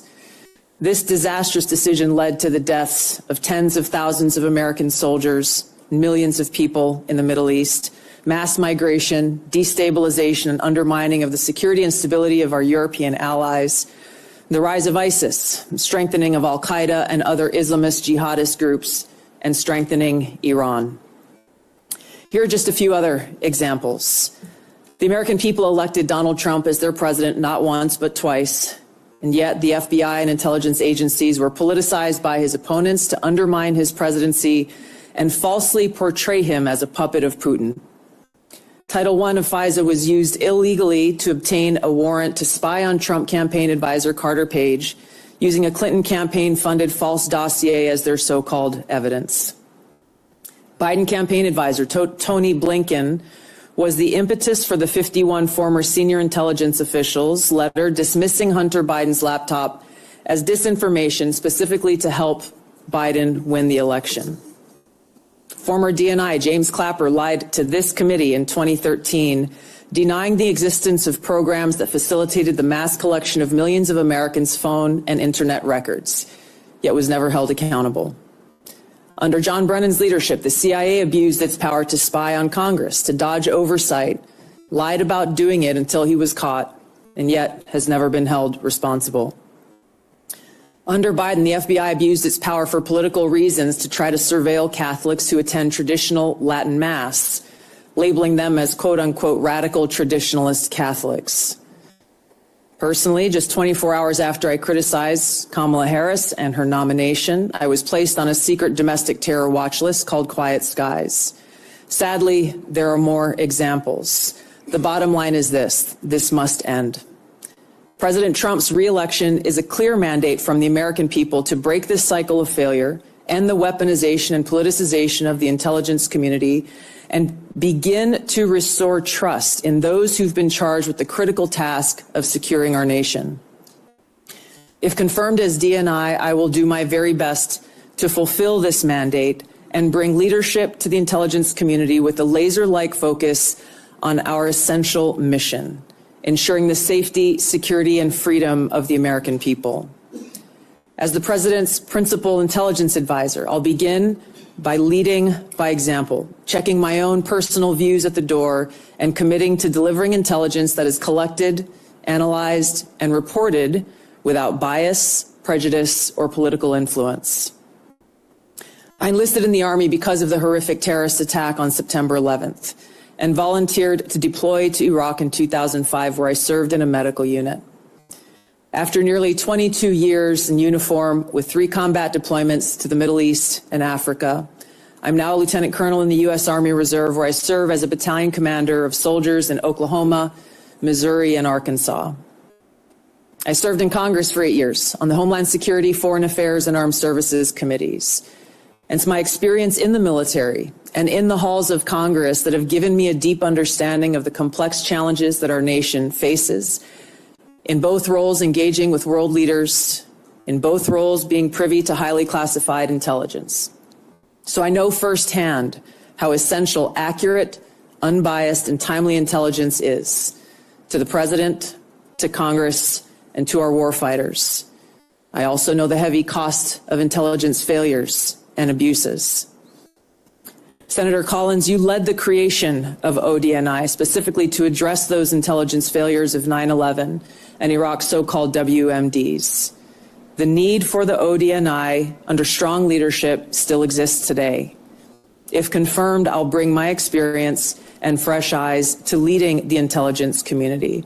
And my day one priorities will be to assess the global threat environment, identify where gaps in our intelligence exist, integrate intelligence elements, increase information sharing, and ensure that unbiased, apolitical, objective collection and analysis to support the President and policymakers' decision-making occur. I'll work to end the politicization of the intelligence community and ensure there is a clear mission focus in the IC on its core mission of this unbiased, apolitical collection and analysis of intelligence to secure our nation. I'll work to rebuild trust through transparency and accountability. This is a national security imperative.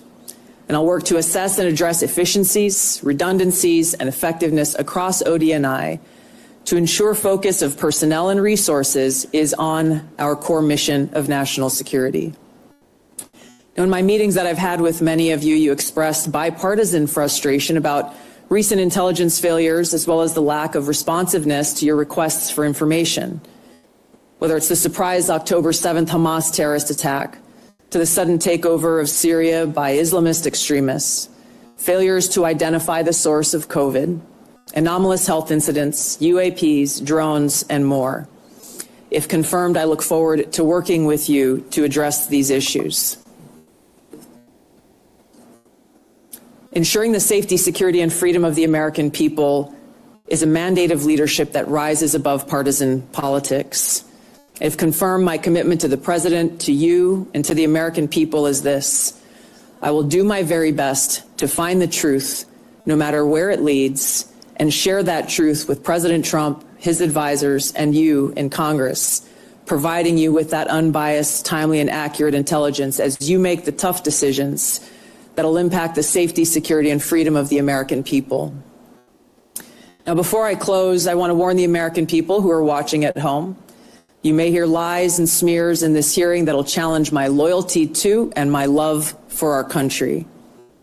Those who oppose my nomination imply that I am loyal to something or someone other than God, my own conscience, and the Constitution of the United States, accusing me of being Trump's puppet, Putin's puppet, Assad's puppet, a guru's puppet, Modi's puppet, not recognizing the absurdity of simultaneously being the puppet of 5 different puppet masters. The same tactic was used against President Trump and failed. The American people elected President Trump with a decisive victory and mandate for change. The fact is, what truly unsettles my political opponents is I refuse to be their puppet. I have no love for Assad or Gaddafi or any dictator. I just hate al-Qaeda. I hate that we have leaders who cozy up to Islamist extremists, minimizing them to so-called rebels. As Jake Sullivan said to Hillary Clinton, quote, al-Qaeda is on our side in Syria. Well, Syria is now controlled by an al-Qaeda offshoot, HTS, led by an Islamist jihadist who danced in the streets on 9/11 and who was responsible for the killing of many American service members. Democrat senators in the past resorted to anti-Christian bigotry against some of President Trump's judicial nominees like Amy Coney Barrett and Brian Boucher. I condemn those actions as a Democrat in Congress at the time, as religious bigotry must be thoroughly condemned by all of us, no matter the religion.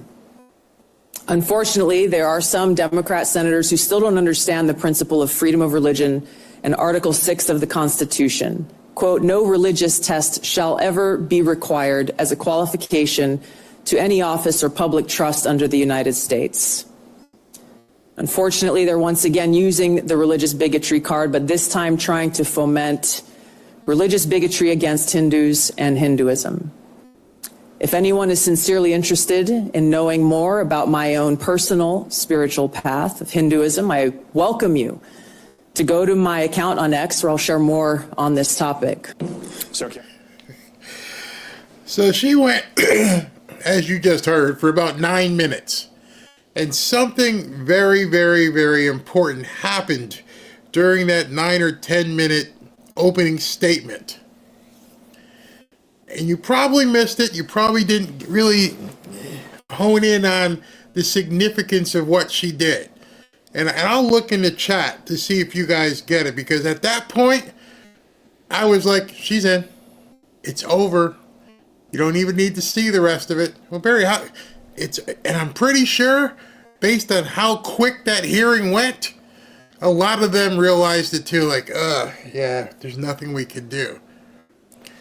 So I'm going to tell you what it was, what she did in her opening statement that ended it for the Democrats. You see, as she was talking, and she was going through her statement, and she was reading, she turned, ever so subtly, and she addressed one person directly. You can go back and rewind it. She addressed Susan Collins directly. And when she did that, it was over. A powerful woman who said, basically, let me just kind of paraphrase, I don't have one to give. Not one F do I have to give. I don't care what you guys think. I don't care if you don't like the fact that I'm a woman. I don't care if you don't like the fact of my religion. I'm here to kick some ass. And if you hire me and you confirm me, I'm going to get out there and kick some ass. That's what she said. So in order for me, as I'm watching it, the only thing you now have to do, only thing you have to do now to actually get this job, Tulsi, is to do what you just said. These people are coming for you. They're going to be gunning for you. And you already know which side you have to satisfy. And you went after that first one. You head on. Hey, Susan, we're going to talk right here. If you think I'm lying, go back and rewind it. So now she's going to take on a couple of these absolute nuts. Thank you, Mr. Chairman. Colonel Gabbard, when Russia was denying us use of chemical weapons, they accused the U.S. of supporting terrorists. This is a line that Putin used frequently during the Syrian civil war as he supported Assad. Syrian officials made similar comments. They did it repeatedly. They did it in public. They did it at the United Nations. In 2016, you gave an interview in which you said, and this is a quote, "The U.S. is providing direct and indirect support to terrorist groups in order to overthrow the Syrian government." And in 2019, on the Democratic presidential debate stage, you said of President Trump, this is a quote, "This current president is continuing to betray us. We were supposed to be going after al-Qaeda, but over years now, not only have we not gone after al-Qaeda, our president is supporting al-Qaeda." So I'm interested to hear, what was your goal in saying these things? And did you consider, before saying them, the motives of Iran and Russia, what their motives might have been before making these claims? Senator, as someone who enlisted in the military specifically because of al-Qaeda's terrorist attack on 9/11 and committing myself and my life to doing what I could to defeat these terrorists, it was shocking and a betrayal to me and every person who was killed on 9/11, their families and my brothers and sisters in uniform. When, as a member of Congress, I learned about President Obama's dual programs that he had begun really to overthrow the regime of Syria, and being willing to, through the CIA's Timber Sycamore program that has now been made public, of working with and arming and equipping al-Qaeda in an effort to overthrow that regime, starting yet another regime change war in the Middle East. DOD train and equip program, again, begun under President Obama, is widely been known, looked at and studied, that ultimately resulted in over $500 million being used to train who they called moderate rebels, but were actually fighters working with and aligned with al-Qaeda's affiliate on the ground in Syria, all to move forward with their regime change and not acknowledging what was obvious at the time and what has unfortunately borne true, which was that a regime change war in Syria, much like the regime change wars in Iraq, the toppling of Gaddafi and Mubarak, while these are all dictators, would likely result in the rise of Islamist extremists like al-Qaeda taking power. I shed no tears for the fall of the Assad regime, but today we have an Islamist extremist who is now in charge of Syria, as I said, who danced on the streets to celebrate the 9/11 attack, who ruled over Idlib with an Islamist extremist governance, and who has already begun to persecute and kill and arrest religious minorities like Christians in Syria. I understand. Why that should be acceptable to anyone is beyond me. It shouldn't be. Certainly and I not understand, in our and I appreciate your answer, and thank you. My concern has to do with the tendency to repeat Russian and Syrian, and even in some cases, I think we'll get into in the closed session, Iranian information, and to discount what comes from our intelligence community. Senator, every American deserves to know that people in our own government were providing support to our sworn enemy, al-Qaeda. That should not be acceptable by anyone. I want to make certain.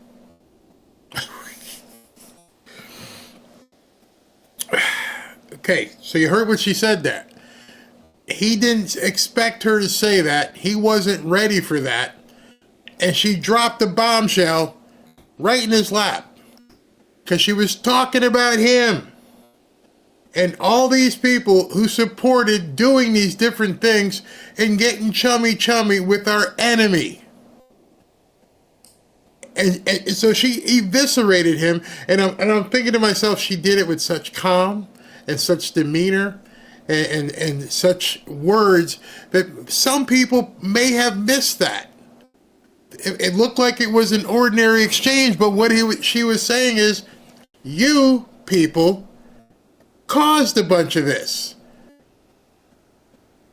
Don't get lost on how strong she was. She spent time telling him the answer, and he came back and said, well, you talk about it. And basically she said, I didn't give him the money.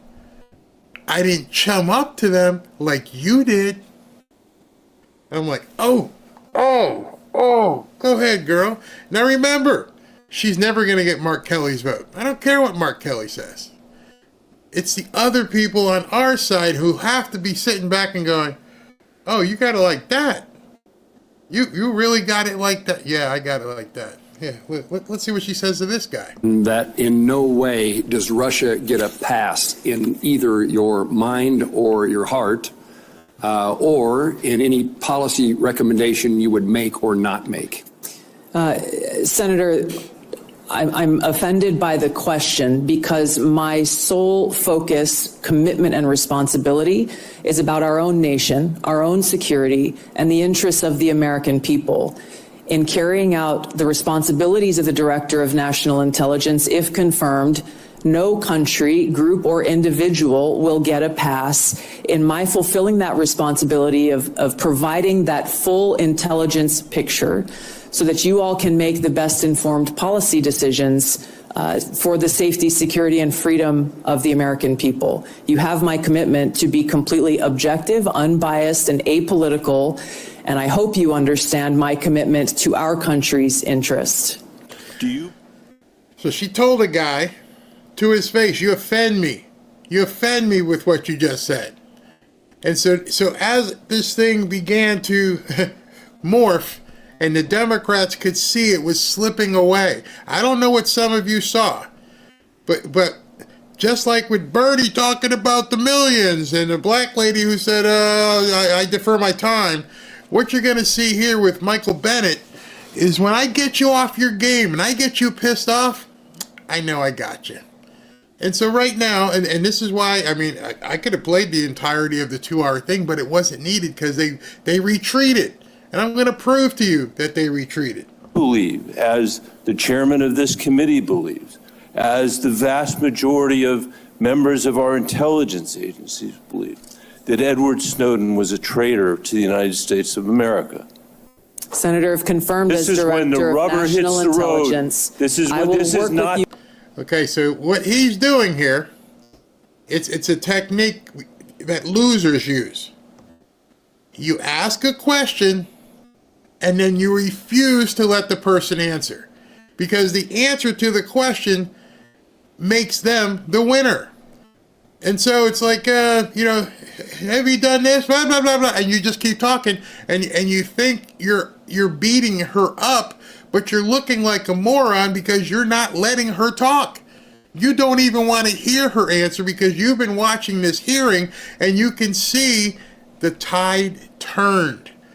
And so now all you got is anger. To make sure that there is not a moment for social media. It's not a moment to propagate theories, conspiracy theories, or attacks on journalism in the United States. This is when you need to answer the questions of the people whose votes you're asking for to be confirmed as the chief intelligence officer of this nation.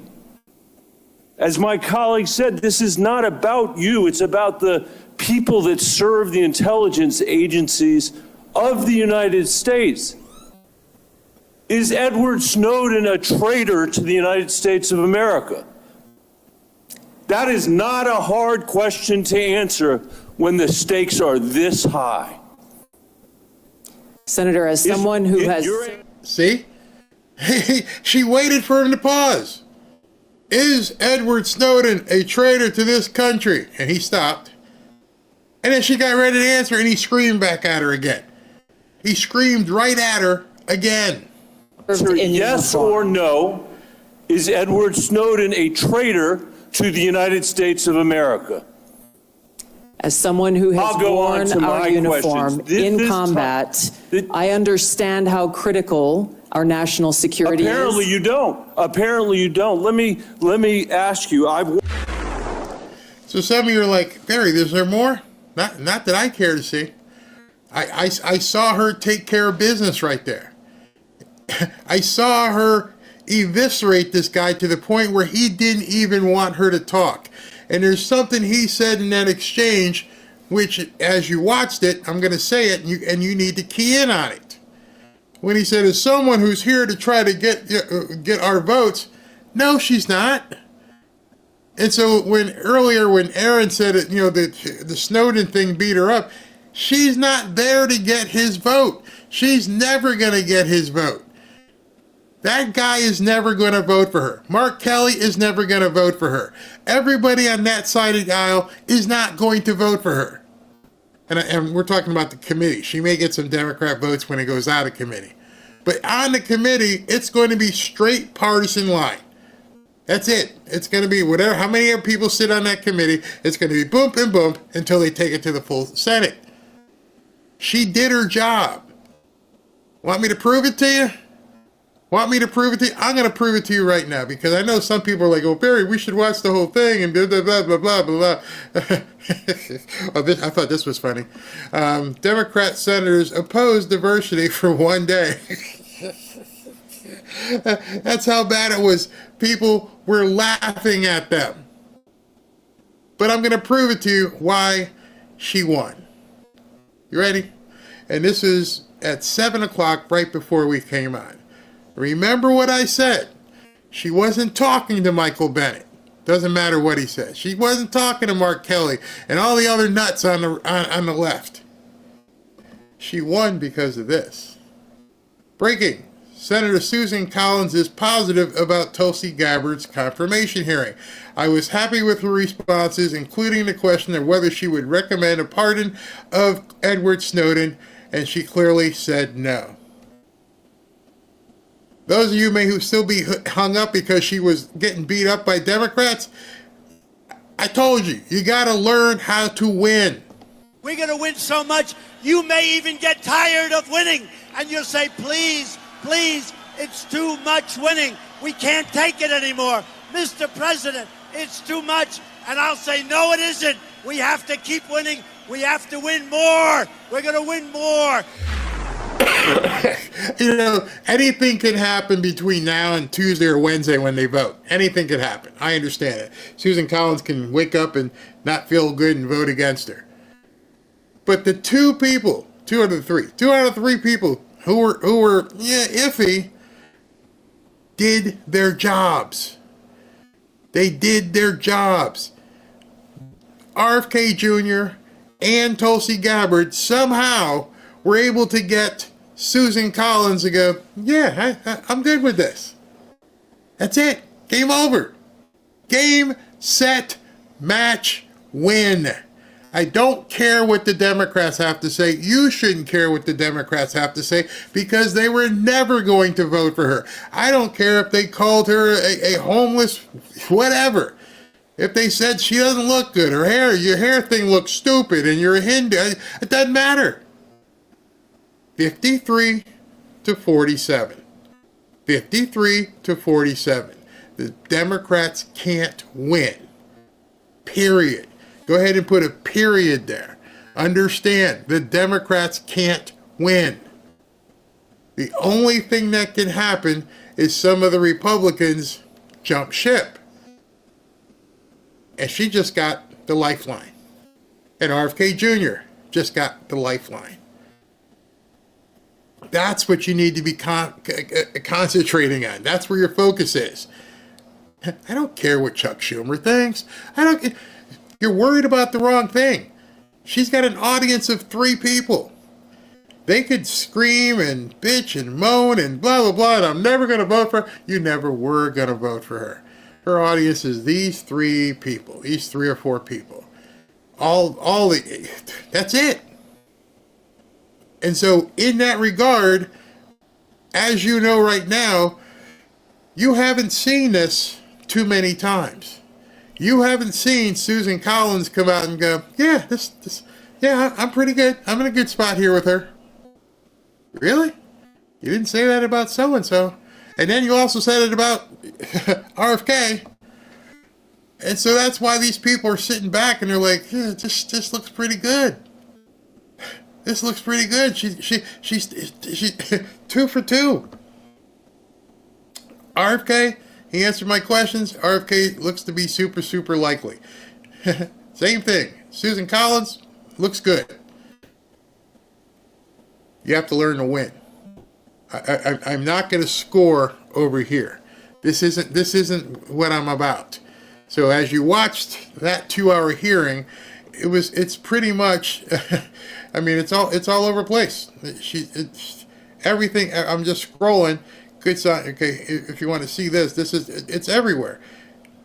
Yeah, and that was a no as of yesterday. Here, look at this. Somebody posted this earlier and said that Susan Collins was on the wrong side, and now they all fell in. John Cornyn, John Thune, Tom Tillis, they're all getting on board. You have to understand something. Now there's, how can I say this? There's a gang. Before it was just Trump. I need you to vote for these people. And Tom Cotton and John Thune and Mike Johnson. But that gang is growing. The gang is growing because now Pete Hegseth has been confirmed. And the senators, wow, he can actually get the job done. He's not drunk and no women are in the office. Oh, wow. Doug Burgum is confirmed. Sean Duffy. He's out there doing what he had to do. And on and on and on. Scott Bessent. They're out there. Now there's a gang. Now they come in numbers. And the people who may have been iffy before things started, the next tree to fall is going to be Pam Bondi. Maybe they vote her in on Monday. And then once she's in, they're probably going to come for RFK and get him in. Kash Patel and Tulsi will probably be the last two. But at this point, your focus, if you think she did badly, you focused on the wrong stuff. Don't even look at these nuts. If those of you who spent the time with me tonight and heard the hearing with Kash Patel, you saw they got nothing. You can scream, you can whine, moan, but there's nothing there. And I hope I've explained that to the point where you sit back and you can look on X and start seeing what some of these senators are saying, but only look at the ones who actually matter. That's what you have to focus on. That's what learning to win means. It's how do I get to the win? I don't need to win 99-0 like with Marco Rubio. Don't need that. I don't need to like Doug Burgum today. He won 79-20. Nope. Whether or not it's like Pete Hegseth, it doesn't matter. If it's 51-50, we win. So I'm trying to tell you to focus on these people, meaning your job over the next 3 or 4 days is to ignore Mark Kelly and Mike Bennett and the other morons. Start posting and start talking to Susan Collins and Tom Tillis and all these people because the pressure works. Talk to the people who actually matter. What does it mean to primary someone? Primary means if you don't vote the way I want to, I'm going to put a whole bunch of money and support your challenger. So I'm going to primary you. So Nicole Shanahan's been saying she's going to primary people who don't vote for RFK Jr. She's a billionaire. Elon Musk is a multi-billionaire. And they're saying now, if you do the wrong thing, you're basically going to vote yourself out of office. We are going to find whatever challenger we need to, and we're going to back this horse, and we're going to help this horse trounce you. So right now, you've got billionaires who understand who's she running against. When does Susan Collins come up? All these things. I saw one guy, a senator from Minnesota. He decided he's going to retire. He's done. He knows they're coming for me. I'm not going to vote for these Republicans, and they're going to primary me. It's coming. It's coming together. Your heart has to be in this fight to understand we need to focus on these 3 or 4 people who have been a thorn in our side. Yeah, the dream team is coming to fruition. Yeah. Yeah, same way AOC got in there with Soros's backing. Rhinos have to go, suit up, or leave. Absolutely. And again, I could post the entire 2-hour video, which was amazing. Hers was only 2 hours. But you don't need to. As I was editing and doing different things and getting ready, I had the entire 2-hour video, and then I saw what Susan Collins did. What am I doing? What am I doing showing all these questions back and forth and wasting everybody's time? I saw Susan Collins post. I'm like, it's over. It's over. We just got to get it into port, but it's over. Barry, you have a lot of insight. Thanks for explaining. And that insight is something you guys can see as well. If you know going onto the field, you're already ahead 53-47. That's it. We got it. It's over. No one can stop what is coming. That's why people have been echoing that. No one can stop what is coming. The only way that the Democrats can win is if we fall over ourselves. We trip. And Trump at this point is starting to build. You're seeing it. He's starting to build so much cachet, so much, whatever word you want to use, cojones. He's walking around like Al Capone with that baseball bat and the Untouchables. He's. I don't want him to have the same fate, but you can just see right now, these people don't want to mess with Trump. In less than 10 days, he went from, being inaugurated and wondering, to now it's like, bro, come at me. Come at me. And I can literally see it filtering down to the other people around him. I showed you stuff with Howard Lutnick. It's a certain amount of swagger. Like, you can't touch me. I got this. It's the Mike Tyson getting in the ring. Don't even bring a robe because I don't plan on being here that long. Yeah, whatever. Hit the bell because I'm taking you out. I don't plan on running around in this ring for all that long. I'm going to take you out and get back in the locker room. Right now, go back and look at that body language from RFK Jr. Look at the body language yesterday and then look at the body language today. Just focus on it. And you're seeing somebody is sitting back like, yeah, whatever.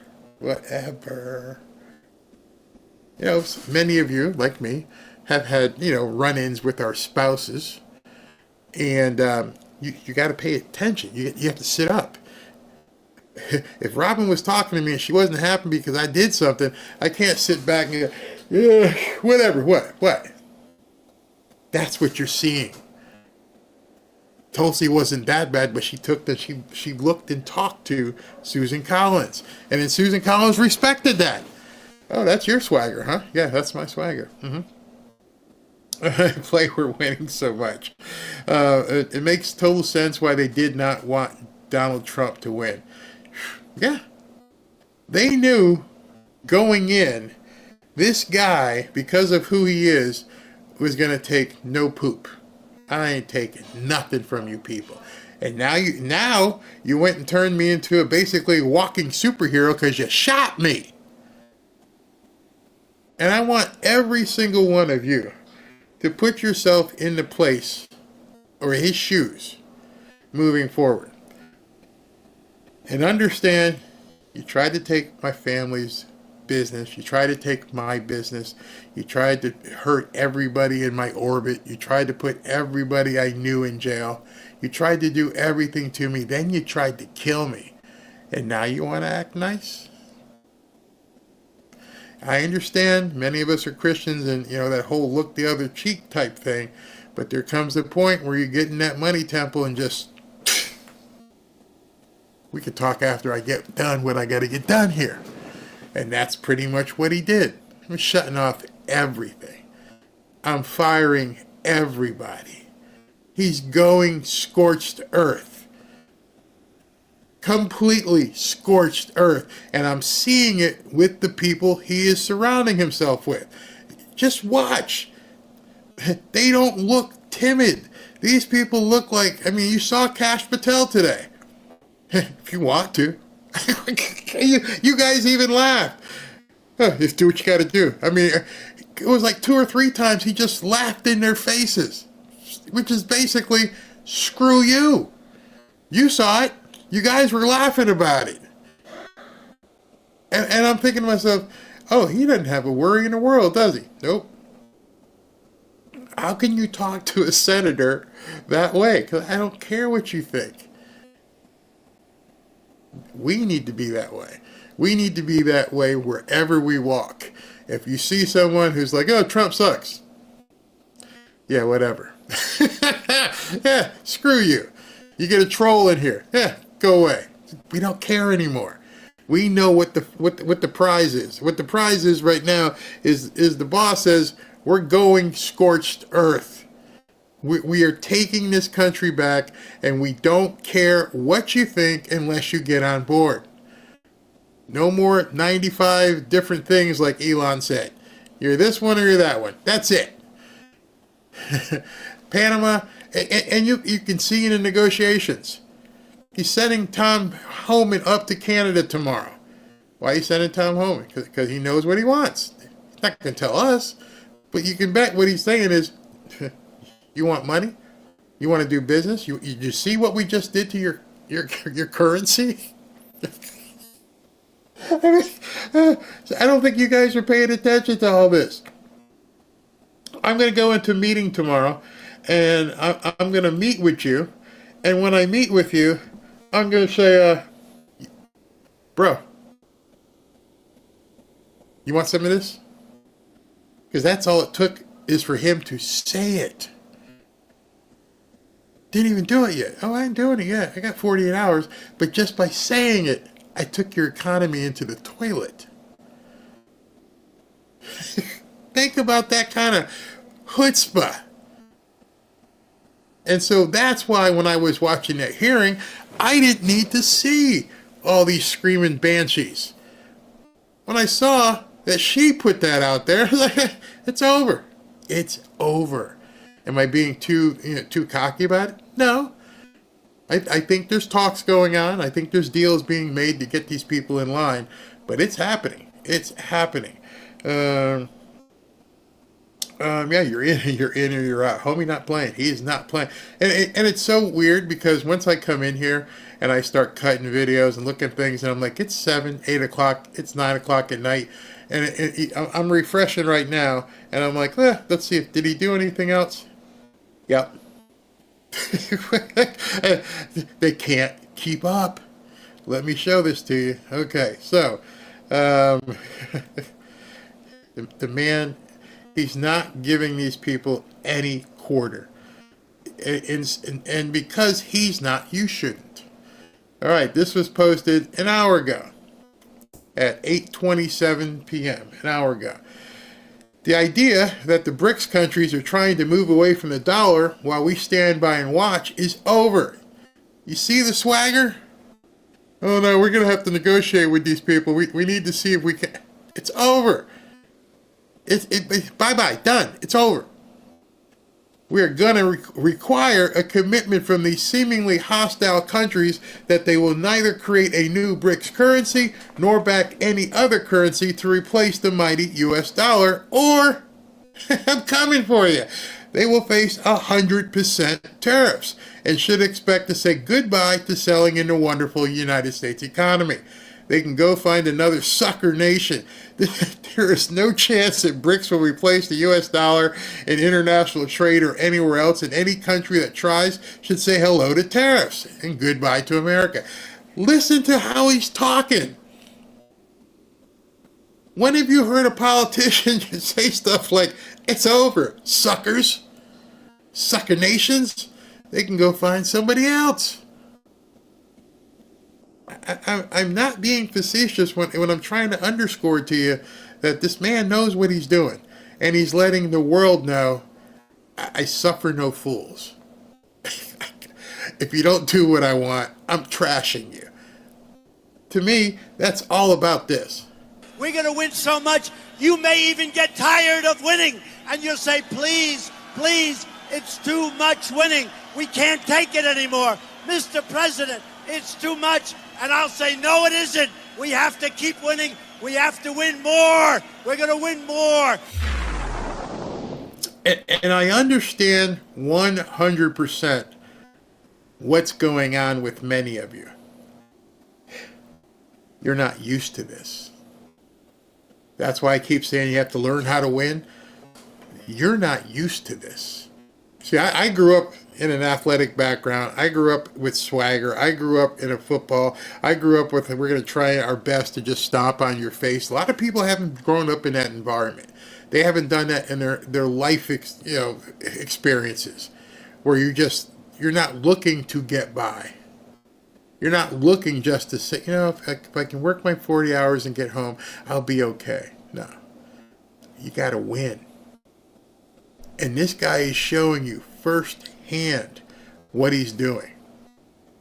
And they don't know what to do.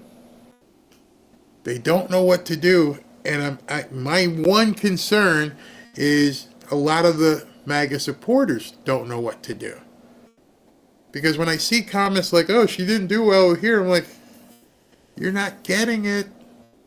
You're really not. And I don't mean that in any kind of a bad way, but trying to preach to you or anything else. I'm trying to say, follow what this guy is doing. Could it blow up in his face? I don't think so, but it could. But while we're sitting here talking, oops, wrong window. While we're sitting here talking, he's posting stuff like that. Does that look like a guy who's ready to basically be timid? I mean, he's using bold and capital S. It's over. The idea that you're gonna try to move away from the dollar while we stand by and watch, you got the wrong president, bro. You don't understand what's happened here. I'm not playing your stupid games. UFAFO. So now a lot of people probably I don't know if you remember. let me see if I can find it. It was on his profile, because some of you guys may have forgotten it. Let me scroll back down to it, because he posted it, not me. Hold on. Just to give you a little bit of a remembrance. This guy strolled into the World Economic Forum and told, Klaus Schwab, stick it. And he posted this. When you saw this, and I know many of you did, when you saw that, what did it tell you? Think back to any president, actually any politician in your lifetime who would have had the audacity, the braggadocio, the chutzpah, the cojones, to post an AI image of himself in a gangster outfit with the term FAFO behind him. The President of the United States, he was president then, posted that for the world to see. The President of the United States. So at that point, as a follower of Trump, as a supporter of Trump, as a MAGA proponent and MAGA advocate, he's telling the entire family, bring it. Get your swagger on.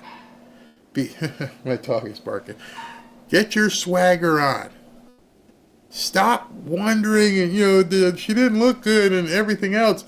Well, he's telling you, F around and find out. Trump is whooping ass as promised. Yeah, when he got home. Yeah, Tucker said it. Daddy's coming home and he's pissed. He's got the belt. And a little smiley face under the FAFO. Exactly. Elliot, yeah, look at it. He is who he is because of what he's been through. Exactly. And so I enjoy. Let me tell you something. A little secret. Some people are like, Barry, how do you do these 2 and 3 hour broadcasts and follow it up by a 6 or 7 hour broadcast? Because he gives me adrenaline. I feel life again. I feel political energy, political enthusiasm after watching this oatmeal diaper wearing idiot slub around and Come on, you had to feel that way going, this is what we got. Or cackles. And now you got a guy who other people are admiring going, damn, this dude got it like that. Yeah, he's got it like that. You know, they tried to kill him. When you see that, you realize Trump is incredible. So I'm going to give you enough of that. I don't want to harp on it, but that was what I saw today, and what I saw was, you know, these things happening, which means there's a lot of talk happening behind the scenes. You don't say this in public until you want it to be said in public. You're letting people know. You're putting up the smoke signals. Whatever you got to do. Okay, I'm on board. At some point, people are like, no mas. I'm done. What's he here? Breaking CBS.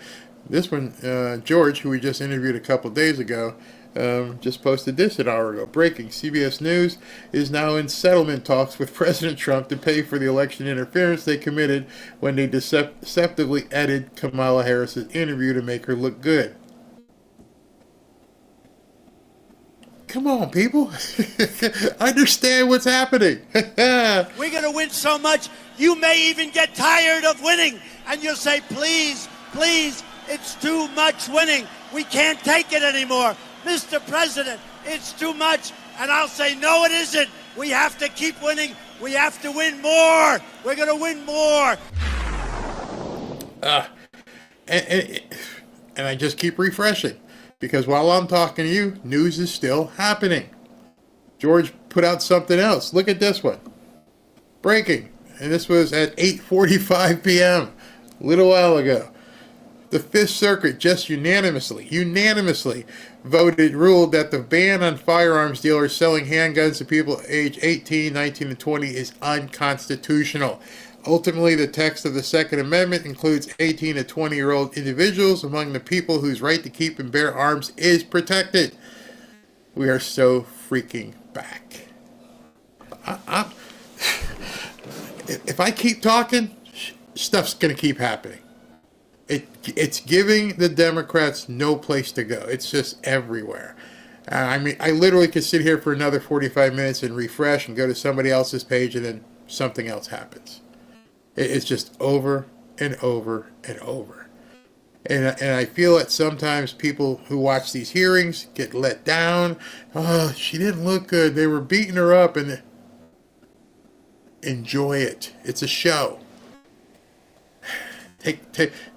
Understand what we're doing. Oh, I forgot. I had a couple other things I wanted to show you. NBC reports, and this was at 5:40 p.m. Several top FBI executives who were promoted by Christopher Wray were told to take the stairs or the window. They either can resign or face demotion reassignment today. Current civil service laws prevent them from being fired without due process. The swamp is being drained as we speak. So, you work here in the FBI. I can't fire you according to certain agreements. But here's what I'm going to do. I'm going to let you basically investigate what's happening with the ice in Antarctica. See, there's no law against me sending you someplace, and it still pay you. We'll still pay you, but your office is a tent in Antarctica. Your plane leaves in like an hour. Be on it.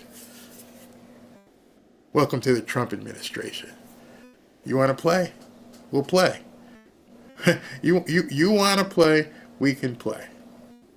And it just keeps happening over and over and over. So I'm going to leave you with that. We'll give away some hoodies. Oh, wait a minute. I had another one saved up here. Just in. FCC Chairman Brendan Carr has announced an official investigation of PBS and NPR. He's going to take their money. I am concerned that NPR and PBS broadcasts could be violating federal law by airing commercials. In particular, it is possible that NPR and PBS member stations are broadcasting underwriting announcements that cross the line into prohibited commercial advertisements. If PBS and NPR need welfare, they should reach out to the Democrat Party, not the American taxpayer. Oh. Clip, clip, clip. You seeing it? You feeling it? You understanding now what's going on here? You understand? You may not. You may need more. I'm here all the time. We can keep doing this. I appreciate everybody that comes in here, but I'm just trying to tell you and show you, not tell you, show you things are much different, and they're going to keep happening. So I just went ahead and looking at this. So what's this? Hold on. This just happened. This should help some of you who just watched this video. So Tulsi Gabbard's nomination is now in jeopardy. That's why they want to vote behind closed doors, isn't it? Well, update. I've just been assured on good authority that Tulsi is not in jeopardy. Smack it down. I'm gonna leave you with that. I can just do this all night. It's happening so fast. People are talking so much about things. People are on the phone. They're digging up information. It's crazy. They have no valid argument not to confirm Tulsi, Cash, or RFK Jr. The stunts in the confirmation hearings all failed. Each one came out looking like a rose. They are overly qualified. Give Trump his all-star cabinet and watch how effective it is. It's over. My job here is done tonight. My job is, and go to sleep tonight and go, oh, everything's great. Everything's fine. Don't worry about it. Let's give away some hoodies. But before I do that, I want you guys to, if you'd like to, not telling you have to, but if you'd like to join us in our X group over there, I got to change the picture. We now have 14,000 people in our X group. 14,000. So go ahead and join that if you'd like to. And we're going to pause giving away hoodies until I think Tuesday or Wednesday. Reason being, Ashley's getting a new shipment. And so if you want to win next week, go to fanfareshop.org to enter to win. However, tonight we are giving some away. So let me get ready so we can give away some hoodies. All right, let me set this up. Boom to boom. Bring this over here. Different window. And if you guys have any issues or concerns about if you're feeling down, if you're feeling like things don't seem to be the way that you think they could be, meaning, there's so many things happening, talk to each other. Pull each other up and try to, get everybody excited about what's going on, because this is exciting. I live on this computer, and I'm constantly, looking at all the news, talking to different people, getting as much information. So I see it happening all the time. You don't do that. You have a life to live. Not that I don't have a life, but you know what I mean. And I just want you guys to feel very comfortable. All right, so let's go with the drum roll and do it. Jeff Bulla, you have won a free hoodie. Let's go to the next one. Jeff Bulla. Let me go ahead and drum roll. Joyce Spence, you have won a new hoodie. And one more. And let's go ahead and run the drum roll. Here we go. Renee Bessler, you have won a new hoodie. So, like I've been telling some of you, just because you just won It's not going to drop out of the sky. You have, Ashley will, in the next day or so, she will send you an email. And in that email, she's like, I need your size and your mailing address. If you don't respond and give her your address and your, how she's going to get it to you, if you don't respond to that email, you're not going to get anything. You've got to respond and let her know your size and how to get it to you. All right, let me look at this. but I've got a whole bunch of pictures of people with them, so we really do give them away. Let me go to Super Chats and thank you people for everything that you do. Trevor Norse, love your program, Barry. Thank you, Trevor. Thank you very much. Greatest ever. But what? But wait, there's more. I have to stop looking because it just keeps happening. It wasn't like this before. News just, I don't know if Trump sits back and goes, who can I screw with now? Okay, let me go ahead and type this up. Tell them they're going to get stepped on. It's incredible. Greatest ever. Please pray for our president, for he needs the armor of God to protect him and his family and the USA and every single one of you as well. Don't take that for granted. Beverly Litton, thank you. It's great to see glimpses of how America used to be. Too many either never lived in those days or have given up on hoping that freedom, innovative excellence, and patriotism. Yeah. They need you guys need to help some of these people who still are a little gun shy. Bad term, not used to it. Not used to it. You got to get used to winning. And it doesn't mean you're undefeated. I want to make sure people know that. Those of us who have won and you've won championships and everything, it didn't mean you were undefeated. You weren't the 1972 Dolphins. You may be 11-6. You may be 10-9. But you're a winner. You got to get used to being a winner and understanding what the loss means. Born on the 4th. Hello. If I didn't know better, I would have thought the president in the FAFO picture would have had a name like Don, the Don Trump Leone. Oh, and I know he's putting some of this stuff out just to let other people like us say he's not taking it anymore. Greatest ever, and it was the exact moment the Democrats knew they effed up. Yep. Robert Husbands, that hat looks good on Trump. Trump should be on Mount Rushmore. I think, was it Marjorie Taylor Greene actually put up a thing for that? Hey, Tommy, you may even get tired of winning. You'll say, please, it's too much winning. We can't take it anymore. Exactly. Eileen Bannon, thank you very much. And I wasn't trying to preach down to that lady Erin. I was just like, you're looking at the wrong thing. Ronnie, President Trump will assembled an amazing team. Yep. And they're all fighters.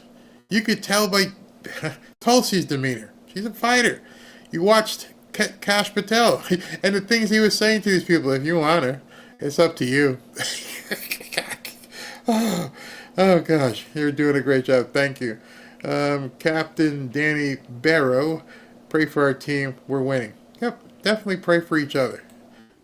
Penny Quarter, since when could anyone give a pardon but the president who is Trump? Joe did some crazy stuff. Ronnie C. Tulsi killed it, made Trump proud. Yeah, exactly. Fume Drummer, you're my new Rush. I'll let you tell me when it's time to panic. You'll know. You'll see people's faces and everything else. Yeah. Born on the 4th, I've been hearing the woke Dems' heads exploding loudly today, which gives new meaning to Pop Goes the Weasels. Once their money, they're going to fight back. It's coming. But with their money getting cut off, that's what's really screwing them. Van Lightfoot, God bless America. Thank you, Barry, for all that you do to bring the news. Thank you very much. David Cummings, all these criminals need to be accountable. We will end the weaponization of the government, but that does not dismiss their wrongdoing. They must pay. I agree 100%. Tim Allred, Luca Brasi, that was hilarious reference, Barry. I was rolling. You know who it was. Luca Brasi. And Tom Homan actually looks like him. What's this? Fume drummer. I donated to Tulsi's presidential campaign in 2019 just to keep her in debates because she was the only non-whack job of all the candidates. Yeah, she can speak. I loved it. I love that she can definitely speak. That's for sure. Francis Simpson. Thank you. I hope RFK bans the vaping products and the highly speedy sports drinks like Red Bull, 5 Hour that young people are migrating to instead of cigs and sugar drinks. Interesting. David Cummings again. The American people need to know who the puppet master was pulling the strings behind. Yes. I fully want that exposed. Mortimus Visimus, thank you. Bubba, love you, Barry. Thank you for your truth and coverage. Could you do a segment on Goldbacks? Is that what you're talking about? I will look into that. Ken Holland, hi, Barry. Have you had a chance to read the emails I sent you? Also, is there a chance I could talk to you? I love your show. Yes, I get so many emails. I have to go through, and then I have to do this week was horrible. If you try to get a hold of me this week with all these hearings, it was like, I couldn't even breathe. So I will get to those things.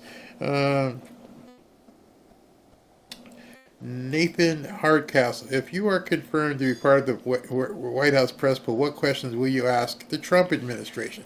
It would be dependent upon the day, but one of the questions I would ask is what somebody here just said. We know there's been a lot of illegality, and I know people are talking about going after political opponents. However, is there any strategy that you can or can talk about on how to right the ship? How these people just can't walk away scot-free. I'd have to figure out how to word it, but I've been thinking about that, and then hear what the answer would be. Then I get my follow-ups. I think you should do super chat as they come to give some relevance to what we were saying. All right, Tavares, I understand that, but the problem is, this afternoon we had 35,000 comments. Thus far tonight we've had 11,000 comments. And I don't see them when they come in. I'm talking.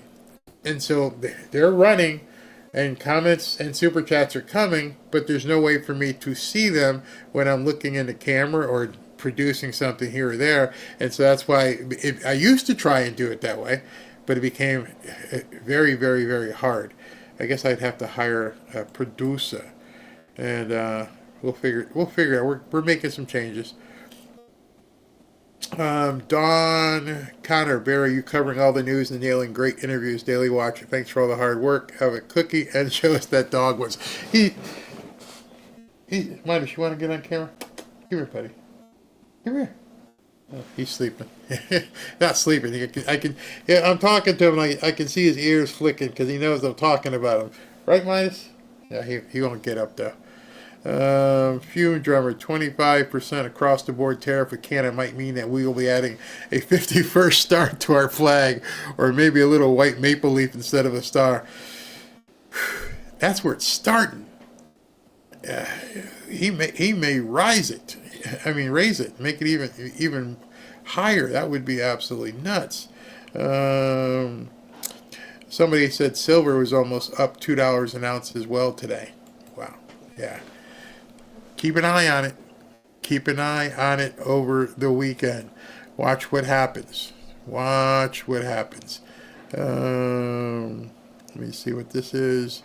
Tracy, 14 ice skaters died in a plane crash in 1961 in D.C. 14 ice skaters in this one. I don't believe in coincidences. Whoa, I didn't know that. Donna, thank you very much for what you do, and it's a scary. I drive school bus, and our responsibility is make sure our students safely arrive to school and home. That's our priority, and it's scary. Yeah, I can imagine. Fume drummer, tariff on Canadian lumber might inspire California to manage its forests for fun and profit. Yeah, they could actually make some money. Do something. Tim McCurry, very possible the helicopter crew could have been DEI replacements, at the least incompetent and unaware. Okay. The news came out that I didn't want to say it. The helicopter pilot was a woman with 500 hours of flying. I'm not a pilot. I don't know what proficiency you have with 500 hours. Maybe you're very good. Maybe that's a new person. I don't know. But she had about 500 hours in flight time. Fact.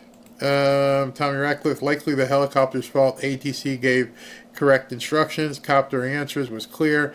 After ATC instruction becomes visual responsibility for all pilots. Okay. So was it the goggles or I don't know, just horrible. Sandra J.G. Thompson, I have complex PTSD, and I'm telling you, I would not want to be hired for air traffic controller. When my chemistry crashes, you wouldn't want me to be in this position. Yeah, but that's what they're hiring. Kyle Campbell, as of February 8th, 2022, a Black Hawk helicopter successfully completed an autonomous flight without anyone on board. And we left many of those in Afghanistan. Yeah, I was reading about that today. That's very scary. Ed Sloan, I have epilepsy and I had a seizure while trying to land several planes. I can't do my job. Oh man, sorry to hear that. Wow. Sorry to hear about that. That's scary. Ruth McCurdy, thank you. YouTube channel Captain Steve did a video proving helicopter pilot asked for visual landing. Helicopter 100% at fault. I didn't see that. Okay. Thank you to I Am Planet. Idiocracy was a documentary. Yeah. Okay. And Let's Go Hog Wild. Wow. I watched the episode of FBI about it controlling the planes. Who was on that plane they wanted? Unbelievable. Yeah. So what he's referring to is I was telling you, when I get off of here, I go have dinner, hang out with Robin, and I've got a few shows that I watch, and I love the FBI franchise, which is FBI Normal, and then FBI International, and then FBI Most Wanted. And on Tuesday night's FBI show, the day before this happened, it was about a terrorist group using a backdoor root virus to take control of airplanes. I'm like, fact and fiction just came together on that one. RSN, Richard Snyder News Network, let Live Nuts Be Aware. Nice shirt earlier today, Barry. I still have it on. Neo, my brother, how are you? Thank you, Barry. Team love Trumpification of USA. Yes. Beverly, sorry about the typo in the last super chat. Where is that? Yeah, no worries. You don't have to apologize. I know people are typing on their phones and stuff. Thank you so much, Barry. I appreciate it. You and Robin so much for your dedication, patriotism, and hours to educate and remind us of who we are. Thank you very much. For your new computer system before your current one melts down. I bought a really, really nice unit. But when you broadcast for 7 or 8 hours, even the best computer is like, and that's what these last couple of things have been. V-shoot, Trump admin attitude equals swagger. In Texas, we call that something shaking. I can't say it, but you know what I mean. What's this one say? This is from Tommy Ratcliffe. Oh, you mean that hoodie don't drop out the sky? Nope, it doesn't. I got to have some place to send it. Steve Harmon. You have better insight on things going on in the world than anyone I've tried watching, and that's why you're the only news source I watch now. Wow, thank you. Now understand, I'm not saying I am the preeminent. What I always try to get you to do is look. Research. See what's going on. Make your own conclusions. I'm trying to point you in the direction of looking. So tonight, I guess tonight's lesson is understand we're ahead and they can't beat us. We can only beat ourselves. We are playing a game that we're going into every single day knowing we're ahead, and they can't win unless we beat ourselves. And I think people need to just keep understanding there's nothing they can do. Nothing they can do. Our team is either going to fumble or they're going to make an interception or we're going to score touchdowns. That's the only way they can get in the game. And when you think about it that way, it's like, well, why am I even looking? You shouldn't. When they start talking in some of these hearings, it's time to go to the bathroom or go get something to eat because I don't care what you have to say. There's nothing you have that makes any sense to me. So I'm only going to look at these people. All right, so let's do it. What do you got? Are you on board? Are you on board? Are you on board? Because don't need them. Don't need them. Don't care. Go away. Okay. I think we're done at this point. Yep, got everybody. All right, so tomorrow, no hearings, so we're back to a regular schedule of 3:30, and actually I'll probably start bumping it up. I'm liking the difference of time in between. There's so much news, so I'm probably going to look at doing like 2:30 and 7:30, which gives me some time in between the shows. There's always plenty of content, plenty of news. So tomorrow's Friday, so we're going to have the regular 2 shows, but I think it's going to be 2:30 and 7:30, and then Saturday, of course, we own it. We own Saturday, we own Sunday. What I mean by that is the big boys take the day off. I don't. I got to keep hustling. Always hustling. Thanks for tuning in. We'll see you guys tomorrow. Thank you very much.